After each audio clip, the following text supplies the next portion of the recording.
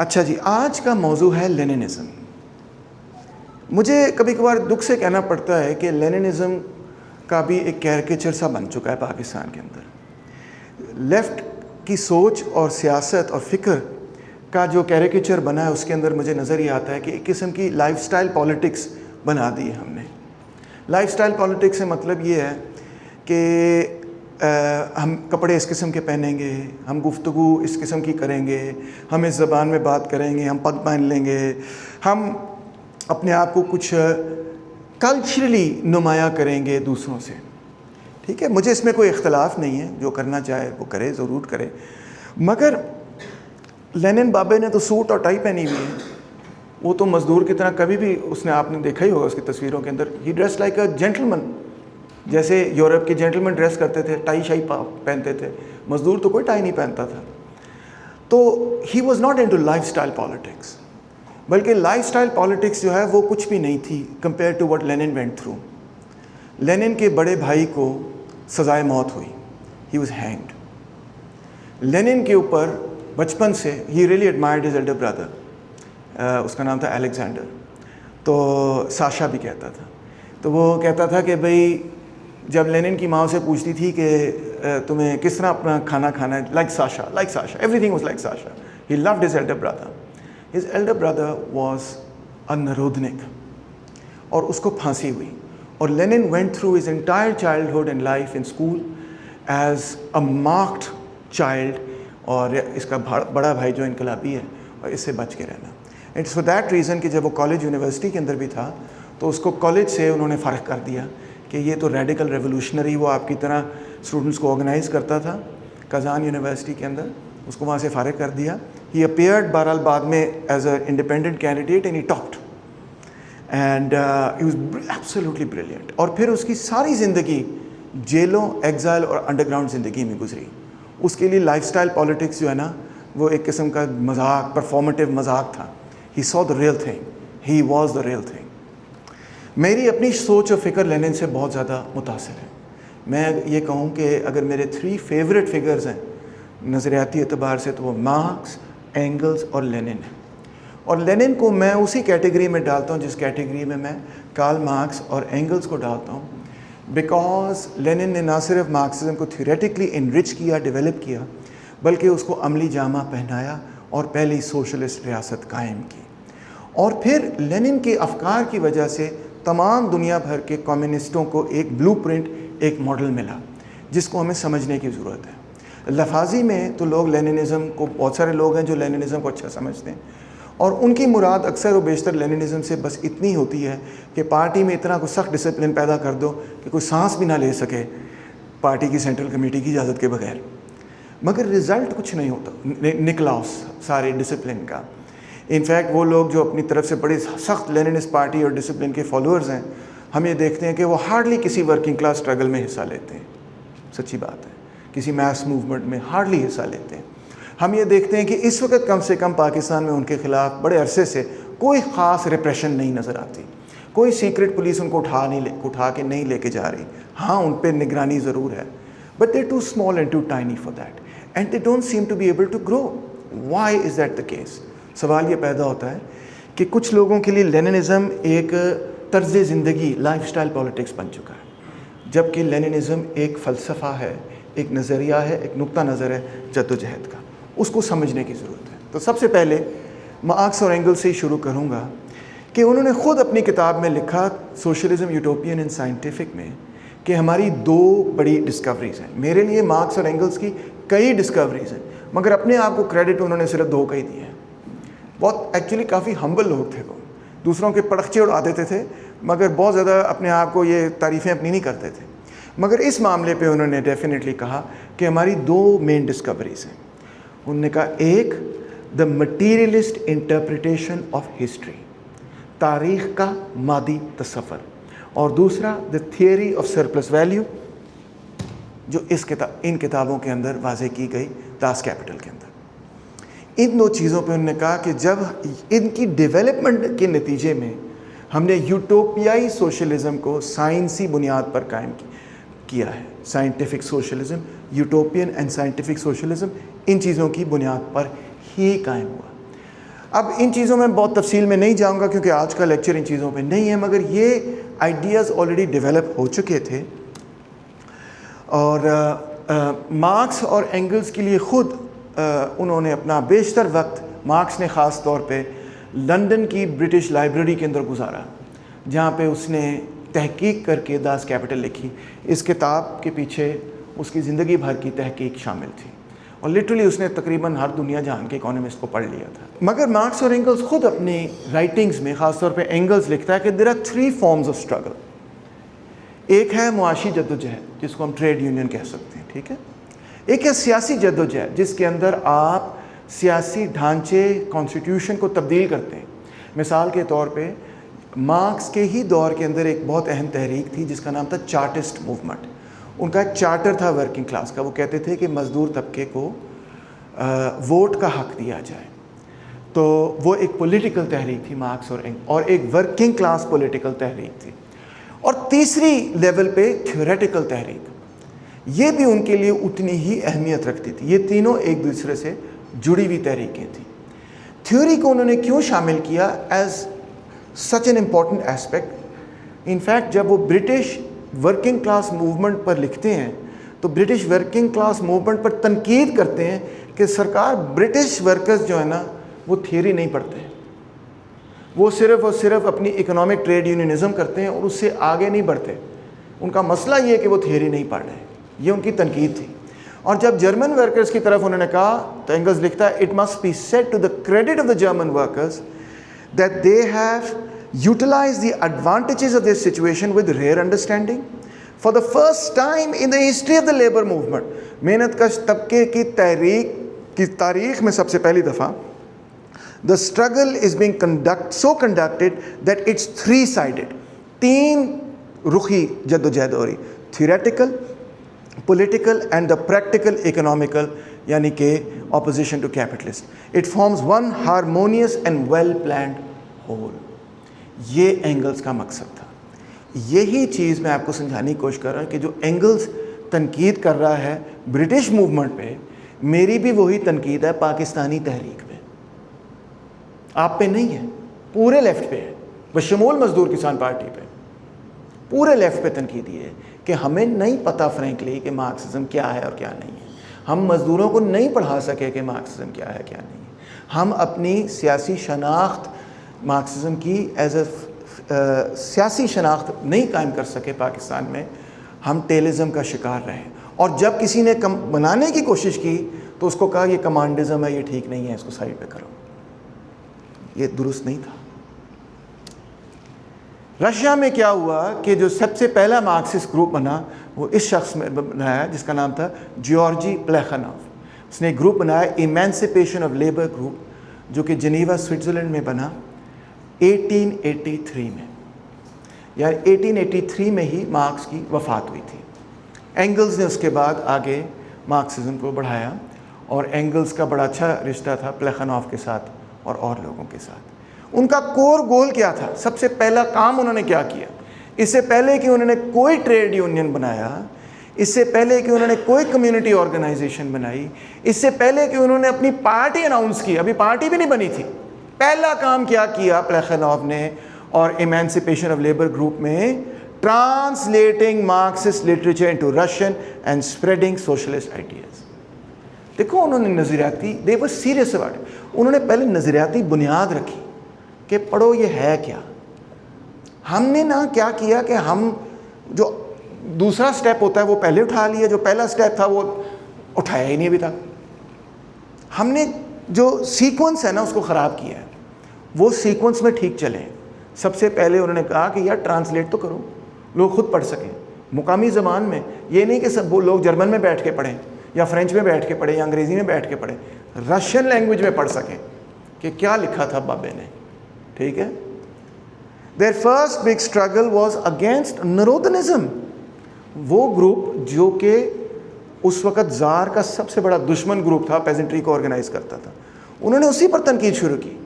انہوں نے کہا کہ یہ پاپولزم، نرودنزم، یہ درست نہیں ہے، یہ پاپولزم ہے، اور پاپولزم جو ہے وہ کبھی وہ نتائج نہیں اخذ کر سکتا۔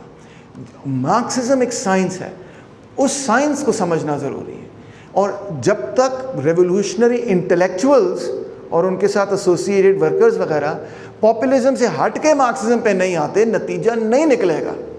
یہ ان کا مین مدعا تھا.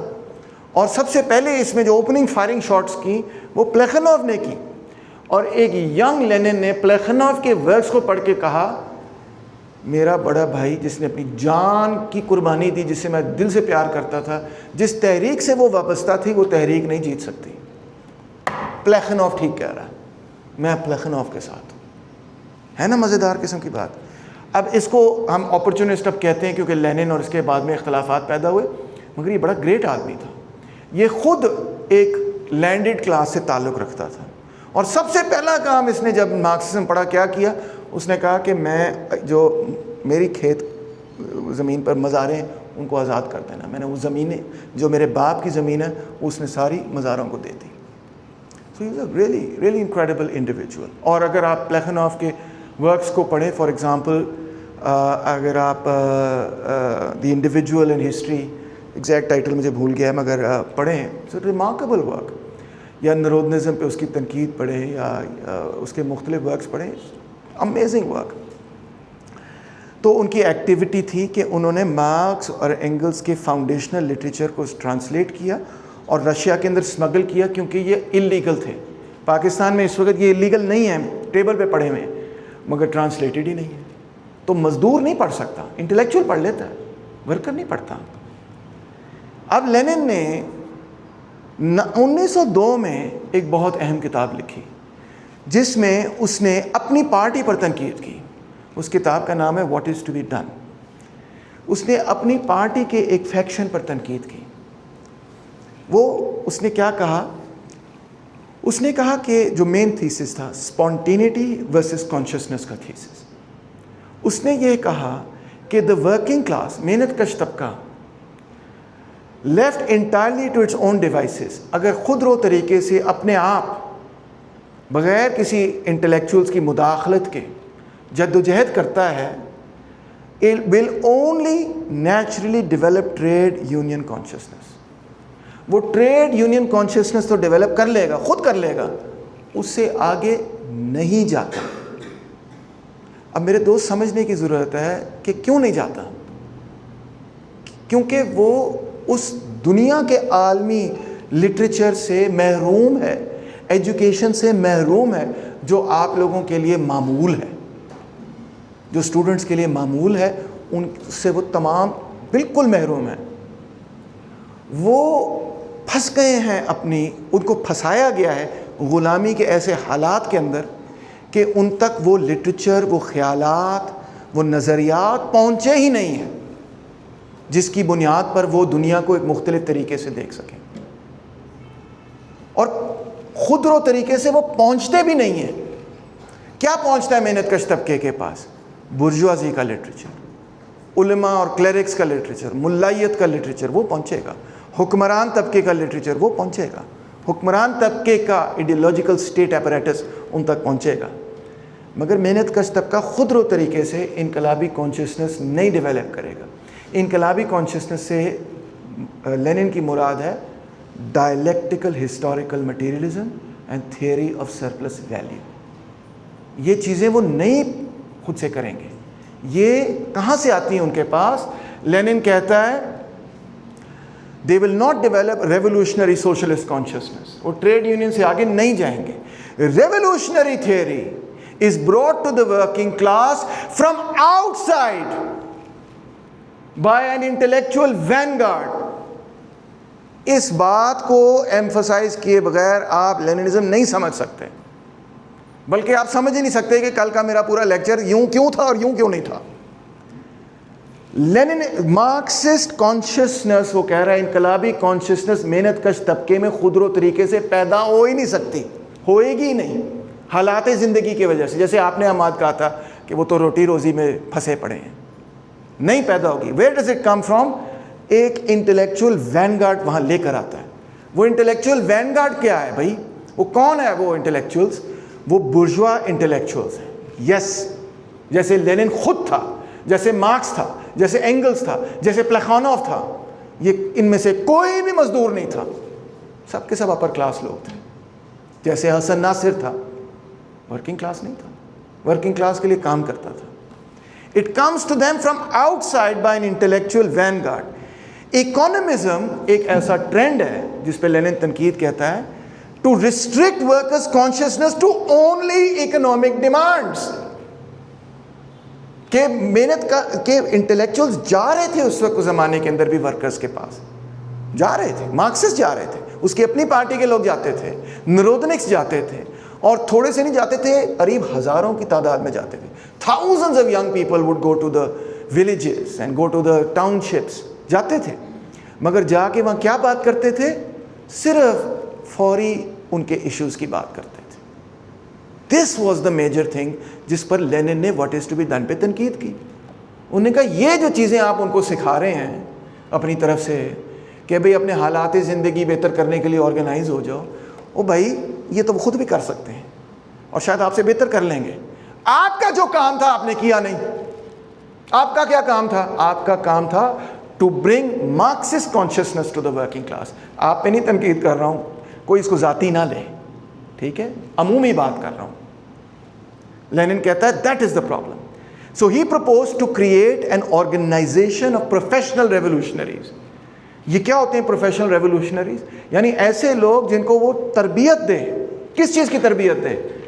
کہ زار کی سیکرٹ پولیس سے بچنا کیسے ہے. اب بچنا تو آسان ہے, کچھ بھی نہ کرو بچ جاؤ گے. کرنا کیا ہے؟ بچ کے کرنا کیا ہے؟ کرنا یہ ہے کہ انہوں نے اپنے آپ کو ڈیووٹ کرنا ہے full time to political education, maintaining ties with the working class, acting as a unified discipline leadership, capable of evading the secret police and introducing Marxist consciousness to the working class. یعنی کہ workers کو, پرولٹیریٹ کو Marxism سکھانا ہے. یہ آپ کا کام ہے پارٹی کا. اصل میں پارٹی کا جو اصل کام ہے وہ ٹریڈ یونین بنانا نہیں ہے, بلکہ لینن لکھتا ہے ٹریڈ یونینز کے بارے میں, trade unionism is the bourgeois politics of the working class. یہ آپ نے ایکسپریشن سنا ہے؟ Shocking, it's true.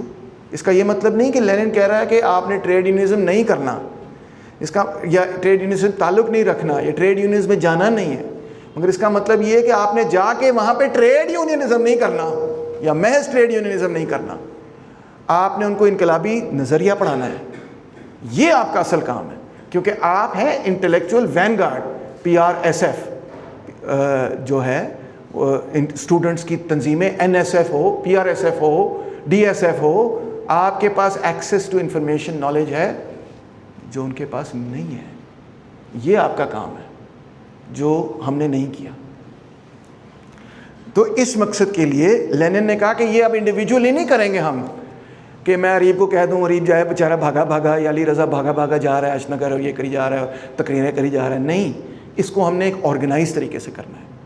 کیسے کریں گے آرگنائز طریقے سے؟ اخبار بنائیں گے. اخبار کا نام ہوگا چنگاری, Iskra in Russian. It will be the educator. سب سے پہلا کام اس اخبار کا یہ ایجوکیٹ کرنا. مزدور پڑھ سکتا ہے نا, نوائے وقت بھی پڑھتا ہے, جنگ اخبار بھی پڑھتا ہے, ٹھیک ہے. اس کو مارکسسٹ پیپر اس کے ہاتھ میں ہونا چاہیے. پروپیگینڈسٹ ہوگا وہ. پروپیگینڈسٹ کا مطلب یہ پروپیگیٹ کرے گا. میں ایجیٹیٹر ہوگا. ایجیٹیٹ کا مطلب یہ کہ لوگوں سے کہے گا کہ نکلو, فلانی اسٹرائک ہو رہی ہے, وہاں پہنچو, ان کی مدد کرو. اور ایک clandestine underground nationwide organisational network بنائے گا اخبار کی سرکولیشن کے ذریعے. یہ اس کا مین پلان تھا. اور وہ جو اخبار کی سرکولیشن کا نیٹ ورک ہوگا وہی در حقیقت بولشوک پارٹی تھی. وہی بولشوک پارٹی تھی جو اخبار خریدتا تھا, اخبار پڑھتا تھا, اخبار کو چندہ دے رہا تھا, وہ پارٹی کو چندہ دے رہا تھا. اخبار کے گرد اس نے پوری پارٹی بنائی. مودودی نے بھی اسے سیکھا اور پبلیکیشن کے گرد جماعت اسلامی بنائی. تو لیننزم کا مطلب ہے بیسکلی تھیوری ان کمانڈ. سب سے اول چیز لینن کے لیے ہے کہ theoretical consciousness, revolutionary consciousness introduce کروانی ہے. اور اس کا یہ مشہور فقرہ تھا, without revolutionary theory there can be no revolutionary movement. یہ کوئی مذہبی بات نہیں ہے, یہ کوئی عقیدے کی بات نہیں ہے. یہ معاملہ ہے کہ جب تک محنت کش طبقے کو آپ انقلابی نظریہ نہیں پڑھائیں گے تو محنت کش طبقہ اس شعور کی بلندی پر پہنچے گا نہیں کہ جس کے نتیجے میں وہ ایک ریاست قائم کر سکے، اقتدار حاصل کر سکے۔ What's the object? Working class جو ہے اس نے پاور لینی ہے، پولیٹیکل پاور، اس نے ریاست چلانی ہے، اس نے معیشت چلانی ہے۔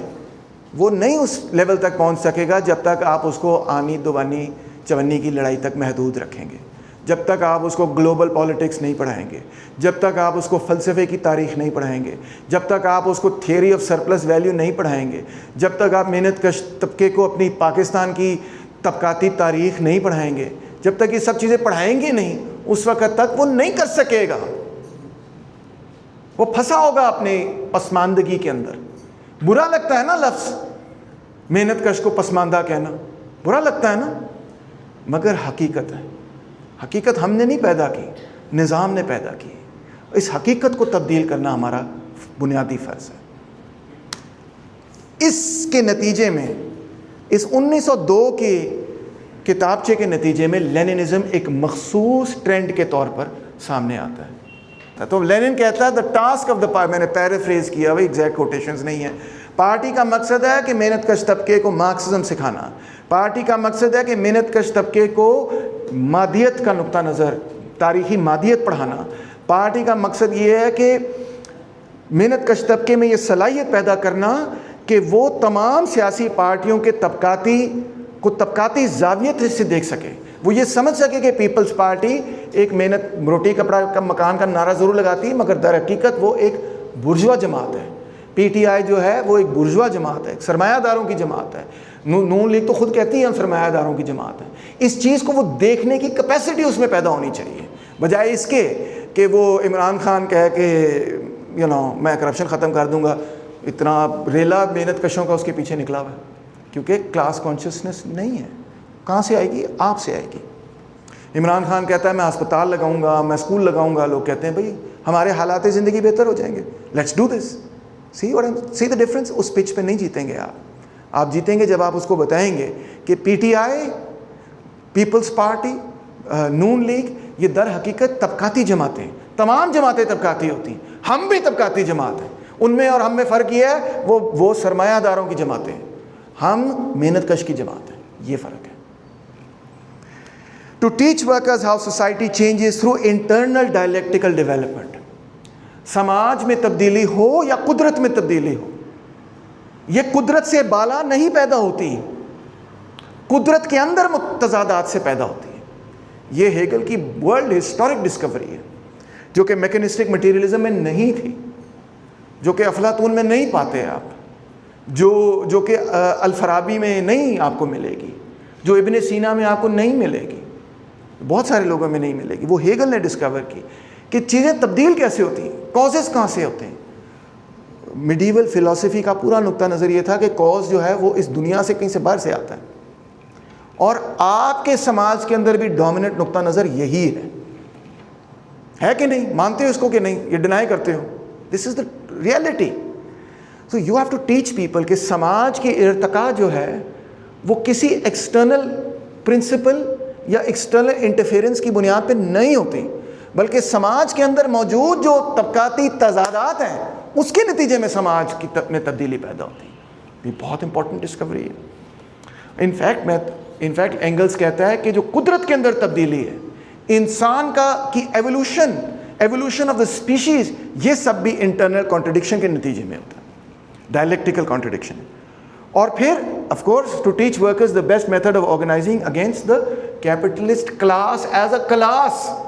صرف ایشو ٹو ایشو نہیں رہنا، ایشو ٹو ایشو سے کوئی فرق نہیں پڑے گا، کیونکہ ایشو پہ، کسی ایک ایشو پہ جو حکمران طبقہ ہے وہ بڑے آرام سے کمپرومائز کر کے آپ کو ڈیفیٹ کر سکتا ہے۔ کسی ایک ایشو پہ ان کے لیے کمپرومائز کرنا کوئی بڑی بات نہیں ہے نظام کو بچانے کے لیے۔ بھائی انہوں نے تو پورے ویلفیئر اسٹیٹس بھی بنا لیے نظام کو بچانے کے لیے۔ آپ دیکھ لیں اسکینڈینیوین کنٹریز کو دیکھ لیں، جرمنی کو دیکھ لیں، بہت بڑا ویلفیئر اسٹیٹ بنا ہے، بہت بڑی کنسیشنز کی ورکرز کو، نظام بچ گیا۔ تو وہ کنسیڈ کر سکتے ہیں، ان میں اتنی فلیکسیبلٹی ہے، اتنی عقل ہے ان میں کہ وہ آپ کی شکست کے لیے کسی ایک ایشو پہ پسپائی بھی کر لیتے۔ پہلے تو وہ مانیں گے نہیں، ماریں گے آپ کو، جیلوں میں بھی ڈالیں گے، جب ہار جائیں گے تو کنسیڈ کر جائیں گے۔ اب مثال کے طور پہ اگر موڈی تھوڑا سا عقل مند ہوتا تو اپنے ایجوکیشن منسٹر کو فائر کر کے کہتا بڑا اس نے غلط کیا ہے، میں کاکروچز کے ساتھ ہوں، ٹھیک ہے, سارے کاکروچ پارٹی کا مسئلہ جو ہے وہ ختم کر سکتا تھا, مگر اڑا ہوا ہے, فی الحال اڑا ہوا ہے وہ, ٹھیک ہے نا. اب وہ بھی سیاستدان تو نہیں جو ہر بات پہ کمپرومائز کر جائے, پہلے اڑے رہنا چاہیے, پھر جب آپ دیکھیں کہ اب مزید اڑنے سے آپ کو نقصان ہو رہا ہے تو آپ کمپرومائز کریں.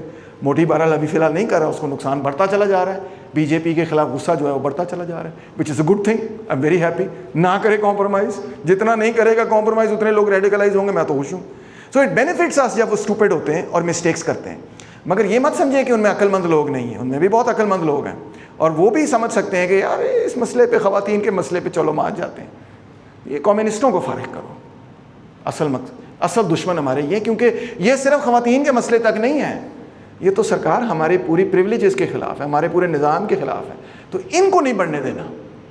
بالکل طبقاتی شعور ان میں ہم سے بہت زیادہ ہے, وہ اپنے طبقے کو اور اپنے نظام کو بچانے کے لیے بہت انٹیلیجنٹلی چلے ہیں. پاکستان میں اتنا بڑا بایاں بازو تھا, آخرکار سارا ڈیفیٹ ہو گیا. آپ کمرے میں بیٹھے ہوئے ہیں چھوٹے سے, ایک زمانہ تھا ہم پورا مال روڈ بھر دیتے تھے, پھر آپ کہتے ہیں وہ اسمارٹ نہیں ہیں, بڑی وہ اسمارٹ ہیں تو جیتے ہیں. مطلب جیتے کیسے ہیں؟ سیاسی اسمارٹنس اور ہوتی ہے نا, سیاسی اسمارٹنس یہ نہیں ہے کہ انہوں نے سماج کا بھلا کر دیا ہے. آپ تو اس پوائنٹ آف ویو سے کہہ رہے ہیں نا وہ اسمارٹ نہیں ہے, سماج کا بھلا نہیں ہوا. آپ کہتے ہیں یار یہ کر دیتے کتنا بہتر ہوتا, ٹھیک ہے نا, but that's not what their metrics is. وہ تو یہ چیز نہیں دیکھ رہے نا, وہ تو یہ دیکھ رہے ہیں کہ بھائی ہم نے اپنی فیکٹریاں, اپنے نظام کو بچانا ہے, اس کے لیے کیا کرنے کی ضرورت ہے. ہو گیوز اے شٹ کہ پاکستان تباہ ہو جائے, ان کو نہیں پرواہ. انہوں نے توڑوا دیا تھا پاکستان پورا, مگر اپنے مفادات کا تحفظ کیا. یو سی, مفادات قومیت سے زیادہ ان کی بلکہ نیشنلزم بھی جو ان کا ہے وہ ان کے طبقاتی مفادات سے ہی جڑا رہتا ہے. آگے چلتے ہیں. تو لینن نے اب پرپوز کیا کہ ہم نے ایک محنت کشوں کی پارٹی بنانی ہے جو کہ advance detachment of the working class ہوگی. ایڈوانس ڈیٹیچمنٹ سے کیا مراد ہے لینن کی؟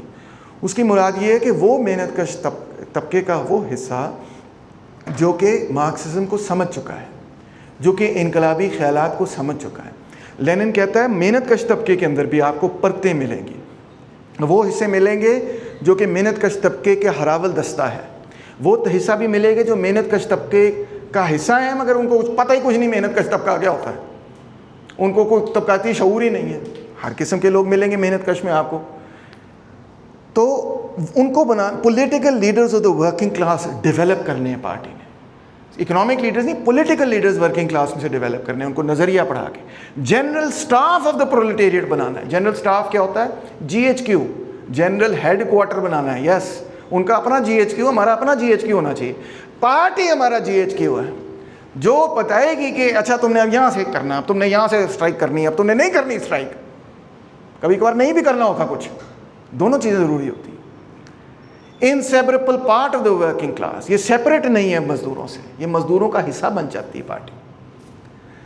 اور مطلب اس میں انٹلیکچوئل آتے باہر سے ہی ہیں, تھیوری لے کر آتے ہیں, مگر پھر وہ محنت کش طبقے کا ایک انسیپریبل حصہ بن جاتے ہیں, ان کی جدوجہد کا حصہ بن جاتے ہیں, ان کی زندگی کا حصہ بن جاتے ہیں. Organise attachment of the working class, یہاں پہ آرگنائز پہ فوکس ہے کہ it has to be organise. یہ نہیں کہ بہت سارے مزدور ہیں, سارے آئے پڑے ہیں, ہجوم بنا ہوا ہے, کوئی آرگنائزیشن ہی نہیں, پتہ ہی کچھ نہیں کہ بھائی چلنا کیسے. ہجوم نہیں چاہیے, آرگنائزڈ اٹیچمنٹ چاہیے. Highest form of class organisation of the proletariat and instrument of the dictatorship of the proletariat. یہ بہت اہم بات ہے کہ لینن یہ کہہ رہا ہے کہ محنت کش طبقہ اقتدار حاصل کر نہیں سکتا اپنی پارٹی کے بغیر. یہ اس بات کو سمجھنے کی ضرورت ہے. پارٹی کیوں ضروری ہے؟ انقلاب پارٹی کے بغیر کی نہیں ہو سکتا, کیونکہ the party is the instrument of the dictatorship of the proletariat, محنت کش طبقے کا اقتدار. اسی چیز پہ برجوا لبرل جو ہے سب سے زیادہ تنقید بھی کرتے ہیں. وہ کہتے ہیں سوشلزم پارٹی کی ڈکٹیٹرشپ ہے. وہ یہ نہیں مانتے کہ پارٹی جو ہے وہ کس طبقے کی پارٹی ہے, وہ تو محنت کشوں کی پارٹی. محنت کشوں کی جو آمریت ہے, اقتدار ہے, وہ اپنی پارٹی کے ذریعے ہی بن سکتا ہے. اور کیسے بنے گا؟ کوئی آرگنائزیشن ہوگی اس طبقے کی تو بنے گا نا اقتدار, اس کے بغیر کیسے بن سکتا ہے اقتدار؟ تو وہ آرگنائزیشن کیا ہے جو اقتدار لیتی ہے, چھینتی ہے, تخت گرا دیتی ہے, ہم کہتے ہیں وہ اس کی پارٹی. آپ اس کو نام کچھ بھی دے دیں, تحریک نام دے دیں, عوامی تحریک نام دے دیں. بائی دا وے وہ بھی ایک اہم لیفٹ کی آرگنائزیشن ہے جس کو میں کل مینشن کرنا بھول گیا, مگر وہ پارٹی ہے در حقیقت, کیونکہ وہ اقتدار حاصل کرنا چاہتی ہے. اب وہ پارٹی جو ہے ڈیموکریٹک سینٹرلزم کی بنیاد پہ بنے گی. اس کا کیا مطلب ہے؟ اس کا مطلب ہے پارٹی کے اندر فل فری ڈسکشن ہوگی, ممبرز جو ہیں ڈیبیٹ کریں گے، پالیسی پہ بات چیت کریں گے، ووٹ کریں گے پارٹی کے اندرونی اداروں کے اندر کہ کیا پالیسی ہونی چاہیے. مگر ایک دفعہ ووٹ ہو جائے تو اس کے بعد یونٹی آف ایکشن ہوگا، یعنی کہ members must strictly carry out and defend the chosen policy once a vote is finalised. مثال طور پہ اگر ہم یہاں پہ ہم پارٹی ہوتے، ایک پارٹی ہوتے اور ہم ووٹ کرتے، 60% ایک بات کہہ رہی ہے، 40% جو ہے وہ اختلاف رکھ رہے ہیں، تو 40% میں یہ کیپیسٹی ہونی چاہیے کہ وہ یہ کہیں کہ ہم مائنورٹی میں ہیں مگر خیر ہے، ہم مائنورٹی میں ہی ٹھیک ہے. جو پارٹی نے 60% نے فیصلہ کیا اسی پہ عمل ہوگا، اگرچہ ہمیں اس سے اختلاف ہے. ہمارے پاکستان میں کیا ہوتا ہے کہ جو 40% ہوتی ہے نا، جو کہتی ہے مجھے اس سے اختلاف ہے، وہ بکریوں کے علیحدہ پارٹی بنا لیتی ہے. وہ کہتی ہے مجھے تو اختلاف تھا، میں تو جانا ہی نہیں چاہتا تھا، ختم ہو گئی بات. یہ ڈسپلن چاہیے پارٹی کے اندر، یہ کلچر چاہیے پارٹی کے اندر کہ مجھے پارٹی سے اختلاف ہے مگر جو پارٹی کی رائے ہے اس پہ ہم چلیں گے. وقت خود ہی ثابت کرے گا کہ آپ کی رائے شاید ہو سکتا ہے درست ثابت ہو جائے، وقت ثابت کرے گا، ٹھیک ہے، فوراً نہیں ثابت ہوتی چیزیں. مائنورٹی دیر فور اوبیز میجورٹی. اب یہ لبرلز کو بڑی بری بات لگتی ہے، وہ کہتے ہیں نہیں میری آزادی سلب ہو رہی ہے، میں کیوں کسی کی بات مانوں، میں تو انڈیویجول ہوں، میرا انڈیویجولزم ختم ہو جائے گا اگر مجھے میجورٹی کی بات قبول کرنی پڑے، میں ٹھیک ہے نا. تو وہ اس بات کو کبھی قبول نہیں کرتے. مگر اس بات کو قبول کرنا کیوں ضروری ہے؟ اس لیے ضروری ہے کیونکہ اس کے بغیر آپ کے پاس ایک اسٹرینتھ نہیں پیدا ہو سکتی. آپ طبقے کی پوری قوت نہیں استعمال کر سکتے مخالف کے خلاف. آپ طبقے کی 40% 50% قوت استعمال کر لیں گے، 100% قوت نہیں استعمال کریں گے جب تک طبقے میں یہ عادت نہ پڑ جائے کہ جو میجورٹی ڈیسیجن ہے اس کو فالو کریں. پھر سارے چلیں گے اس پہ، مجھے اختلاف ہے مگر چلیں گے سارے، خود سیکھیں گے. لانگ مارچ کر رہے ہیں سارے کریں گے لانگ مارچ، سارے مار کھائیں گے اور اسی سے سیکھ کے پھر پالیسی ٹھیک کریں گے. Lower bodies obey higher bodies. Leninism hierarchical ہے، یس ہائرارکیکل ہے. ہر بندے کی رائے برابر نہیں ہے. ہم یہ کہہ کے جو ہے نا ہمارے ذہن کے اندر سب برابر ہو جائیں گے، کمیونزم میں سب برابر ہو جائیں گے. بھائی طبقات ختم ہوں گے، yes to that extent that is true. سب برابر نہیں ہوں گے، نہ ہمارا یہ پلان ہے نہ مشن ہے. That's absurd, it's an absurdity actually. سب برابر کا مطلب یہ ہے کہ سب ایک ہی کپڑے پہننا شروع کر دیں تو انڈیویجویلٹی تو بڑھ گئی نا. پھر یہ نہیں ہے مشن ہمارا کہ سب برابر ہوں گے، نہیں. ہمارا مشن یہ ہے کہ طبقاتی استحصال ختم ہوگا. سب برابر نہیں ہوں گے کمیونزم میں بھی، نہ ہم نے برابر کرنا ہے، استحصال ختم کرنا ہے. That is the work. لا برابری سے ہمیں بذات خود اختلاف نہیں، ہم ایک برابری پارٹی یہاں پہ ہے ہمارے پاس. یہ فرینچ ریولوشن کا سلوگن تھا اور کرٹیک آف گوتھا پروگرام میں کارل مارکس اور اینگلز نے بالکل ایکسپلسٹلی اس پہ تنقید کی کہ یہ سلوگن ہمارا سلوگن ہے ہی نہیں. اسی طرح جو بندہ پارٹی کے لیے، اپنی آپ کی تنظیم کے لیے دن رات قربان کرتا ہے، جدوجہد کرتا ہے، محنت کرتا ہے، فنڈ لگاتا ہے، جیل جاتا ہے، قربانی دیتا ہے، مارے کھاتا ہے، اور کیونکہ مارے کھاتا ہے اس کی عزت کی جاتی ہے، اس کو ووٹ دیا جاتا ہے، وہ ووٹ کر کے اوپر آتا ہے، یس اس کی رائے پہ احترام، اس کی رائے کو احترام دیا جائے گا. وہ احترام کس طرح دیا جائے گا؟ انفارملی نہیں، فارملی. فارملی سے مطلب یہ کہ وہ ہائر باڈی میں جائے گا. جس نے محنت کی ہوگی وہ سینٹرل کمیٹی میں جائے گا، جس نے جدوجہد کی ہوگی وہ سینٹرل کمیٹی میں جائے گا. اس کے بعد پروونشل کمیٹیز، اس کے بعد صوبائی کمیٹیز، اس کے بعد سیلز اور سیل سیکرٹریز. ایک پوری ہائرارکی ہے. ہائرارکی کے بغیر آپ نہیں جیت سکتے. اینارکسٹ جو ہیں وہ آپ کو غلط سبق سکھاتے ہیں. اینارکزم در حقیقت لبرلزم آن اسٹیرائڈز ہے اور کچھ ہے ہی نہیں. اور انہوں نے کبھی آج تک کوئی کامیاب انقلاب اچیو نہیں کیا. اسی لیے کیونکہ وہ آپ کی آرگنائزیشن کو ڈسٹرب کرتے ہیں. وہ کہتے ہیں ہائرارکی جہاں پہ ہوگی یہاں تو وہ تو جبر ہو جائے گا، وہ تو بربریت ہو جائے گی، تو ڈکٹیٹرشپ ہو جائے گی. نہیں، ایسا نہیں ہے. ہائرارکی ڈیموکریسی کی بنیاد پہ ہوگی، الیکٹڈ ہوگی. Democratic elections, all leading party committees and bodies are democratically elected from the bottom up. یہ ہائرارکی ہے مگر آپ کی اپنی بنائی ہوئی ہائرارکی. آپ نے خود آتھر کی ہے اس ہائرارکی کو. آپ نے خود فیصلہ کیا کہ میں فلاں کی بات مانوں گا، میں فلاں باڈی کی کمیٹی کی بات مانوں گا، کیونکہ اس کے بغیر انقلاب نہیں ہو سکتا. میں اپنی من مانی کرتا پھروں گا تو کچھ بھی نہیں ہوگا، کیونکہ میں اکیلا اتنا طاقتور نہیں ہوں کہ میں حکمران طبقے کا مقابلہ کر سکوں. بائی دا وے حکمران طبقہ بھی یہ کرتا ہے. They are also intelligent in this way. ان میں بھی مائنورٹی فیکشن ہوتا ہے مگر وہ اپنے طبقے کے ساتھ ہی رہتے ہیں. اپنی طبقے کی اسٹیبلشمنٹ کی پالیسی سے ڈس ایگری کرتے ہوئے بھی اسٹیبلشمنٹ کے ساتھ رہتے ہیں، ٹوٹتے نہیں. اور ریگولر اکاؤنٹیبلٹی ہوگی. Elected members must regularly report on their actions to the party members that chose them. تو ایک ڈیموکریٹک سینٹرلائزڈ آرگنائزیشن بنے گی. لبرلز اور ہم میں یہ بہت بڑا فرق ہے. این جی اوز وغیرہ لبرلز بھی اس میں شامل ہیں. وہ ہمیشہ یہ کہتے ہیں نہیں نہیں سب برابر سب برابر, اور انہوں نے اتنا یہ سبق سکھایا کہ لیفٹ کے اندر بھی سب یہ بولنا شروع کر دیتے ہیں. ایسا نہیں ہے, لیننسٹ پارٹی میں ایسا نہیں ہے. ایک ہائرارکی ہے. ہائرارکی کا یہ مطلب نہیں کہ میں آپ پہ روب جماؤں, ٹھیک ہے, ذاتی طور پہ آپ سے کام نکلواؤں. That of course is not the purpose of the hierarchy. The purpose of the hierarchy is کہ طبقاتی جدوجہد کو مستحکم کرنا. اس کے لیے یس ہم ہائرارکی قبول کرتے ہیں. اس پہ ڈیبیٹ کریں گے, آپ کے کوئی کویشچن ضرور ہوں گے, بات کریں گے. اب ایک اور سوال لینن کے سامنے یہ تھا کہ ایک پسماندہ ملک میں کیا سوشلسٹ انقلاب ہو سکتا ہے؟ یہ سوال ہمارے لیے بھی بہت اہمیت رکھتا ہے, ہم بھی ایک پسماندہ ملک ہیں. کہتا ہے یس ہو سکتا ہے. کیسے ہو سکتا ہے؟ کہتا ہے مرحلہ وار. ٹروٹسکیزم اس پہ بھی اٹیک کرتا ہے اور لیننزم کی نفی کرتا ہے. لینن بڑا صاف کہتا ہے مرحلہ وار انقلاب ضروری ہے ایک بیکورڈ کنٹری میں. مراحل کے ذریعے گزرنا ہوگا. جیسے انسان اپنی زندگی میں مختلف مراحل سے گزرتا ہے, بچہ ہوتا ہے, ٹین ایجر ہوتا ہے, بڑا ہوتا ہے, پارٹی مراحل سے گزرتی ہے, انقلاب بھی مراحل سے گزرتا ہے, تاریخ بھی مراحل سے گزرتی ہے. ایسا کوئی ہوتا ہی نہیں کہ ایک دم سے آپ بٹن دبائیں گے اور سوشلزم پیدا ہو جائے گا. ایسے نہیں ہو سکتا. Be serious. کہتا ہے the proletariat must carry to completion the democratic revolution. پہلے جمہوری انقلاب مکمل کرنا ہوگا. وہ کیا ہے؟ وہ بیسکلی یہ ہے فیوڈلزم کو ختم کرنا ہوگا. وہ کیسے ہوگا؟ by allying itself to the mass of the peasantry. کسانوں کو اپنے ساتھ جوڑنا ہوگا. کسانوں کو جوڑ کے آپ نے آٹوکریسی کو یعنی فیوڈلزم کو ختم کرنا ہے. اور جو بیچ میں برجوازی ہے وہ انسٹیبلٹی پیدا کرے گی, وہ کبھی بھی ڈیموکریٹک ریولوشن کو ختم نہیں کرنا چاہے گی. تو لینن کہتا ہے کہ سب سے پہلے مرحلے میں ہمیں جاگیرداری نظام کا خاتمہ کرنا ہوگا, اور اس کے لیے مزدوروں اور کسانوں کا اتحاد ضروری ہے. فیکٹری کے مزدور اور کسان جب اکٹھے ہوں تو ان کے پاس وہ قوت آ سکتی ہے کہ جس کے نتیجے میں وہ بادشاہت اور جاگیرداری نظام کو ختم کر دیں. مگر یہ صرف پہلا مرحلہ ہوگا. اس مرحلے کے بعد اگلے مرحلے میں ہی the proletariat must accomplish the socialist revolution. اگلے انقلاب کی طرف وہ بڑھے گی by allying itself to a mass of the semi-proletarian elements of the population in order to crush by force the resistance of the bourgeoisie and to paralyze the instability of the peasantry and the petty bourgeoisie.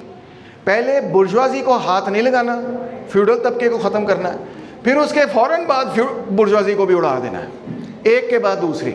کٹھے نہیں, کٹھے کرو گے تو وہ کٹھے ہو جائیں گے آپ کے خلاف. ٹھیک ہے. لینن یہ کہتا ہے کہ ایک مرحلے سے دوسرے مرحلے میں آپ اتنی تیزی سے اپنی جد و جہد کو منتقل کر سکتے ہیں جتنے زیادہ آپ مضبوط اور آرگنائزڈ ہیں. کہتا ہے نو چائنیز وال سیپریٹس دیم. یعنی کہ دونوں ٹیلیسکوپ ہو سکتے ہیں, اکٹھے بھی ہو سکتے ہیں, قریب سے قریب تر بھی آ سکتے ہیں, یا دور ایک دوسرے سے بھی جا سکتے ہیں. تاریخ کا فاصلہ ان کے درمیان بڑھ بھی سکتا ہے. دونوں صورتیں ممکن ہیں, کوئی ایک گیون سچویشن نہیں ہے. کہتا ہے اسٹرگل اینڈ اسٹرگل الون, صرف اور صرف جد و جہد ہی ایک مرحلے سے دوسرے مرحلے میں ہمیں تیزی سے لے جانے میں کامیاب ہو سکتی ہے. تو جب ٹروٹسکائٹس یہ کہتے ہیں کہ جی یہ اسٹالنسٹ بڑے خراب ہیں کیونکہ یہ مرحلہ وار انقلاب میں بلیو کرتے ہیں, تو ہم ان کو کہتے ہیں سرکار لینن بھی مرحلہ وار انقلاب میں بلیو کرتا تھا. صرف لینن اور مینشوکس کا دوسرے لوگوں کا اختلاف یہ تھا کہ لینن کہتا تھا کہ ایک مرحلے سے دوسرے مرحلے میں آپ اتنی تیزی سے منتقل ہو سکتے ہیں, ارتقا کر سکتے ہیں, اتنی تیزی سے آپ ایک مرحلے سے اگلے مرحلے میں داخل ہو سکتے ہیں جتنے آپ زیادہ مضبوط اور طاقتور ہوں گے. اپنے آپ کو مضبوط کریں, ایک مرحلے سے اگلے مرحلے میں آپ جلد از جلد داخل ہو سکتے ہیں. یہ ہے جناب اس کی پہلی بڑی کتاب 1898 کی The Development of Capitalism in Russia. اسی کتاب میں اور اس طرح کی دوسری کتاب میں دی اگریرین پروگرام میں لینن کہتا ہے کہ کسانوں کے حوالے سے ہمارا کیا نقطہ نظر ہوگا. 1905 میں روس میں ایک انقلاب ہوا. کیوں ہوا؟ کیونکہ روس اور جاپان کی لڑائی ہوئی 1905 روسو جاپانیز وار, جس میں رشیا کو شکست ہوئی اور جاپان کامیاب ہو گیا. اسی کی وجہ سے ایران میں دستوری انقلاب بھی شروع ہوا. تو رشیا کے اندر اس پیریڈ کے اندر زار شاہی کے خلاف ایک انقلابی تحریک ابھری. اس انقلابی تحریک کو زار نے دبا دیا, کچل دیا. مگر لینن واحد وہ شخص تھا جس نے اس انقلابی تحریک سے سیکھا, اور خاص طور پہ اس نے کہا کہ ہمیں اگریرین کویسچن کو دوبارہ دیکھنے کی اور سمجھنے کی ضرورت ہے. ہم اس کو ٹھیک نہیں سمجھیں۔ لینن نے یہ کہا کہ ہمیں اس چیز کو سمجھنے کی ضرورت ہے کہ اگرچہ کسان پیزنٹ جد و جہد کرتا ہے زمین کے ایک چھوٹے سے ٹکڑے کے لیے جو کہ ٹیکنیکلی نجی ملکیت ہے، ہم تو نجی ملکیت کے خلاف ہیں، مگر یہ جو اس کی نجی ملکیت کی جد و جہد ہے وہ در حقیقت اس فیوڈل اسٹیٹ کو، جاگیردار کی بڑی اس جاگیر کو توڑنے کے لیے جد و جہد ہے، اور اس کے توڑنے کے عمل کے نتیجے میں ایک جمہوری سماج پیدا ہوتا ہے۔ اسی لیے اس کو وہ ڈیموکریٹک ریولوشن کہتا ہے، ایک جمہوری انقلاب کہتا ہے۔ تو کہتا ہے ہمیں کسانوں کی مدد کرنی ہے، ہم مزدور طبقے کے نمائندے، فیکٹری ورکرز کے نمائندے، مگر کسانوں کی ہم نے اس حوالے سے مدد کرنی ہے کیونکہ کسان ایک بورژوا ڈیموکریٹک ریولوشن پیدا کر رہے ہیں، یعنی کہ وہ ایک سوشلسٹ انقلاب پیدا نہیں کر رہے، مگر کیونکہ ہم ابھی بیکورڈ کنٹری میں ہیں تو ابھی ہمیں اس مرحلے سے گزرنا ہے کہ جس میں ہم نے جاگیرداری نظام اور بڑی بڑی جاگیریں توڑنی ہیں۔ تو یہ ایک مرحلہ ہے ہماری تاریخ کا، ہم ڈائریکٹلی سوشلزم میں کسانوں کو نہیں لے جا سکتے، پہلے مرحلے میں جاگیریں توڑنی ہیں، یہ کام ہے۔ تو اس چیز کو کچھ اور مارکسسٹ دیکھ کے کہتے تھے کہ نہیں، پھر کسانوں سے اتحاد کا کیا فائدہ ہے، کسان تو جو ہیں وہ تو سوشلسٹ نہیں ہیں آپ کے نقطہ نظر میں۔ تو لینن کہتا تھا کہ کسان ایک ایسے دور کے اندر جب محنت کش طبقہ خود اقتدار حاصل کر لے اپنی کمیٹیوں کے ذریعے، وہ کمیٹیاں جو کہ 1905 میں بھی قائم ہوئیں، جن کے لیے روسی لفظ تھا سوویٹ، سوویٹ کا مطلب ہے کمیٹی، تو کمیٹیوں کے ذریعے محنت کش طبقہ جب اقتدار حاصل کر لیتا ہے تو لینن نے پھر یہ سمجھایا کہ مزدوروں اور کسانوں کا اتحاد ایک پکا اتحاد ہے، کچا اتحاد نہیں ہے، اور یہ کہ ایک پسماندہ ملک کے اندر مزدوروں اور کسانوں کی اتحاد کی بنیاد پر ایک سوشلسٹ سماج کی تعمیر کی جا سکتی ہے، ایک اشتراکی نظام کی تعمیر کی جا سکتی ہے۔ یہ نقطہ نظر بہت سارے اور اس زمانے کے انقلابیوں کا نہیں تھا، بلکہ ان میں ٹروٹسکی کا بھی ذکر ہوتا ہے۔ ٹروٹسکی کا نقطہ نظر بھی کسانوں کے حوالے سے یہی تھا کہ ایک ایسے ملک میں جہاں پہ اکثریت کسانوں کی ہوگی وہاں پہ سوشلزم نہیں بنایا جا سکتا۔ یہی وجہ ہے کہ جب 1917 میں روس میں ایک سوشلسٹ انقلاب آیا اور جرمنی میں نہیں آیا، باقی یورپ میں نہیں ہو سکا، تو ٹروٹسکی جو ہے وہ ڈپریشن کا شکار ہو گیا، کیونکہ اس نے کہا یورپ میں اگر انقلاب نہیں ہوا تو اس کا مطلب ہے سوشلزم نہیں بن سکتا، اور اس کے بعد اس نے یہ سوچنا شروع کر دیا کہ یہ ایک پسماندہ ملک میں، روس جیسے پسماندہ ملک میں سوشلزم کبھی بھی کامیاب نہیں ہو سکے گا۔ مگر جو دوسرا حصہ تھا، جو لینن کو فالو کرنے والے لوگ تھے، وہ کہتے تھے ایسا کوئی مسئلہ نہیں، کیونکہ لینن نے ہمیں 1905 میں پڑھا دیا تھا، 1905 میں پڑھا دیا تھا کہ مزدوروں اور کسانوں کا آپس میں رشتہ جو ہے وہ پکا رشتہ ہے، وہ نہیں ٹوٹے گا۔ کسان جو ہیں وہ سرمایہ دار طبقے کا ساتھ نہیں دیں گے، مزدوروں کا ساتھ دیں گے، لڑیں گے، آپ نے بھی جدوجہد سے پیچھے نہیں ہٹنا۔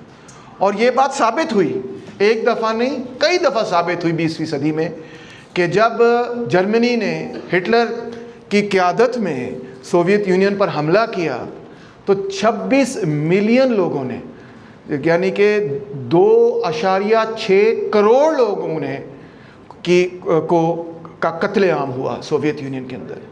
لوگوں نے جان کا نذرانہ پیش کرتے ہوئے اپنے ملک کو بچایا اور اس نظام کو بچایا، یعنی کہ سوشلسٹ نظام کو بچایا۔ اس میں سے اکثریت ان لوگوں کی تھی جو کہ کسان تھے، مگر وہ لڑے، انہوں نے نازیزم کو سپورٹ نہیں کیا، انہوں نے بورژوا ریسٹوریشن کو سپورٹ نہیں کیا۔ تو اسی کی بنیاد پہ ٹروٹسکیزم پھر لیننزم سے پہلے بھی علیحدہ تھا، بعد میں بھی علیحدہ ہو گیا، اور وہ یہ کہتے رہے کہ کسی نان یورپین کنٹری میں از خود سوشلزم پیدا نہیں ہو سکتا۔ اور یہی وجہ ہے کہ میں کہتا ہوں کہ ٹروٹسکیزم پھر اس کے بعد ایک یورو سینٹرک ٹرینڈ بن گیا، کیونکہ ان کے نقطہ نظر میں یہ ہے کہ امریکہ اور یورپ میں انقلاب ہوگا تو دنیا میں سوشلزم پیدا ہو سکے گا، چین اور برے صغیر سے سوشلزم، افریقہ سے سوشلزم شاید پیدا نہیں ہو سکتا ان کے نقطہ نظر میں۔ میرے خیال میں لینن کے اس تھیسس نے ثابت کیا ہے کہ محنت کش طبقہ اگر اکٹھا ہو، منظم ہو اور اپنے ساتھ کسانوں کو اکٹھا کرے تو محنت کشوں کا اتحاد، مزدوروں اور کسانوں کا اتحاد اتنا مضبوط ہے کہ بیشتر اکثریت ان کے ساتھ آ سکتی ہے اور وہ ایک مضبوط نیا قسم کا نظام متعارف کروا سکتے ہیں۔ اسی لیے پھر لینن کے فالوورز کا جو جھنڈا ہے وہ بن گیا درانتی اور ہتھوڑا، اس طرح کر کے درانتی ہتھوڑا، جو کہ اب سمجھا جاتا ہے کہ سارے کمیونسٹوں کا نشان ہے۔ پھر لینن کا اگلا موقف بھی یہ تھا، اگلی جدوجہد، اس کی کئی جدوجہد ہیں، میں صرف وہ جو کہ سب سے اس کی اہم سٹرگلز ہیں ان کا ذکر کر رہا ہوں۔ وہ تھی پرولٹیرین انٹرنیشنلزم کے لیے، موٹا موٹا لفظ ہے، مزدور بیٹھے ہیں، پرولٹیریٹ تسی ہی اگے ہو۔ پرولٹیریٹ کا مطلب ہے محنت کش، مزدور، وہ انسان جو کہ اپنی قوت محنت منڈی پر بیچ کر اپنی زندگی گزارتا ہے۔ جیسے آپ فیکٹریوں کے اندر کام کرتے ہیں تو آپ در حقیقت فرانسیسی زبان کے اندر کیا ہیں؟ بولیں۔ ہاں، انٹرنیشنلزم کا کیا مطلب ہے؟ اس کا مطلب ہے کہ دنیا بھر کے محنت کشوں ایک ہو جاؤ۔ دنیا بھر کے محنت کشوں میں کوئی بڑا اختلاف نہیں ہے، اختلافات پیدا ضرور کیے گئے ہیں سرمایہ دار طبقے نے سرمایہ داری نظام کو بچانے کے لیے۔ مارکس نے کمیونسٹ مینیفیسٹو میں لکھا the working men have no country. German زبان میں بائی دا وے مین جو ہے وہ نان جینڈرڈ ہے، اکثر لوگ یہ نہیں جانتے، مگر بہرحال the working men have no country we can't take from them what they have not got. محنت کش طبقے سے اس کی قومیت نہیں چھینی جا سکتی، کیونکہ اس کی کوئی قوم ہے ہی نہیں جو اسے چھینی جا سکے۔ وہ ہر قوم سے تعلق رکھتا ہے، ہر قوم کے اندر محنت کش طبقہ ہے، ہر قوم کے اندر محنت کش بھی ہے اور وہ لوگ بھی ہیں جو محنت کشوں کا استحصال کرتے ہیں۔ تو کمیونسٹ جو مینیفیسٹو ہے اس کے اختتام پہ وہ لکھتا ہے workers of the world unite, دنیا بھر کے محنت کشوں، تمہارے پاس کھونے کو صرف اور صرف زنجیریں ہیں، زنجیروں کے سوا کیا ہے؟ مگر اس کے باوجود مارکس اور اینگلز نے کچھ نیشنلسٹ موومنٹس کی حمایت بھی کی۔ مثال کے طور پہ آئرلینڈ کے اندر ایک تحریک چل رہی تھی۔ آئرلینڈ کے لوگ برطانیہ سے آزاد ہونا چاہتے تھے، اس کے لیے انہوں نے بہت جدوجہد کی، بڑی ماریں کھائیں۔ مارکس ان کو سپورٹ کرتا تھا، آئرلینڈ کی علیحدگی کو سپورٹ کرتا تھا، اگرچہ وہ علیحدگی پسند نہیں تھا، مگر آئرلینڈ کے کیس میں وہ کہتا تھا نہیں، ان کا کیس جائز ہے۔ کیوں؟ کیونکہ جس طرح سے انگلینڈ نے اب آئرلینڈ کو ایک کالونی بنایا ہے، کالونی کا مطلب ہے یہ ہے کہ اس کا بحیثیت مجموعی استحصال کیا جا رہا ہے، جس طرح ہم ایسٹ پاکستان کا استحصال کرتے تھے تو، اور جس طرح اور جگہوں کا استحصال کر رہے ہیں آج بھی۔ تو اس وجہ سے آئرلینڈ کی جو تحریک ہے وہ ایک اینٹی کلونیل موومنٹ ہے۔ اسی طرح وہ پولینڈ کی تحریک کی بھی حمایت کرتا تھا جو کہ زار شاہی کے خلاف تھی۔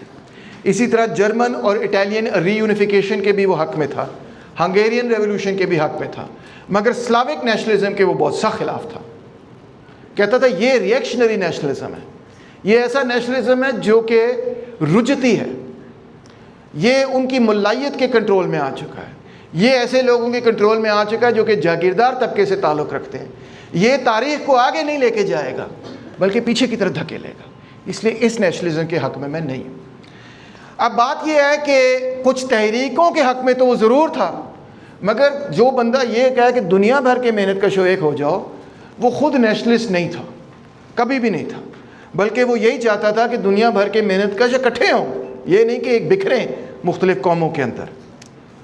اس چیز کی وضاحت لینن نے کی اس کتاب میں، نیشنل کویسچن، اور ایک وہاں پہ بہت امپورٹنٹ تحریک تھی جس کا نام تھا دا بنڈسٹس، جو کہ جوش تحریک تھی، جوش ورکرز کی تحریک تھی، اور اس میں سے بہت سارے لوگ آگے جا کے زائنسٹ بھی بنے، سارے نہیں بنے مگر کئی لوگ بنے۔ اور اس رشیا میں یہودی مذہب کے لوگ اکثر مزدور اور محنت کش اور غریب لوگ ہوتے تھے، امیر لوگ نہیں ہوتے تھے، تو یہ ان ورکرز کی تحریک تھی، محنت کشوں کی تحریک تھی، مگر وہ یہ کہتے تھے کہ ہم جو کہ یہودی مزدوروں کی نمائندگی کرتے ہیں، ہم اپنا ایک یہودی مزدوروں کا فیکشن بنانا چاہتے ہیں پارٹی کے اندر۔ لینن نے ان کو پارٹی سے نکال دیا، نکال دیا۔ اس نے کہا پارٹی کے اندر کسی قسم کی کوئی قومیت پرستی کی اجازت نہیں ہے، کوئی فیکشنلزم قومیت کی بنیاد پہ پرولتاریہ میں نہیں بنے گا، بلکہ اس کے خلاف ہم لڑیں گے۔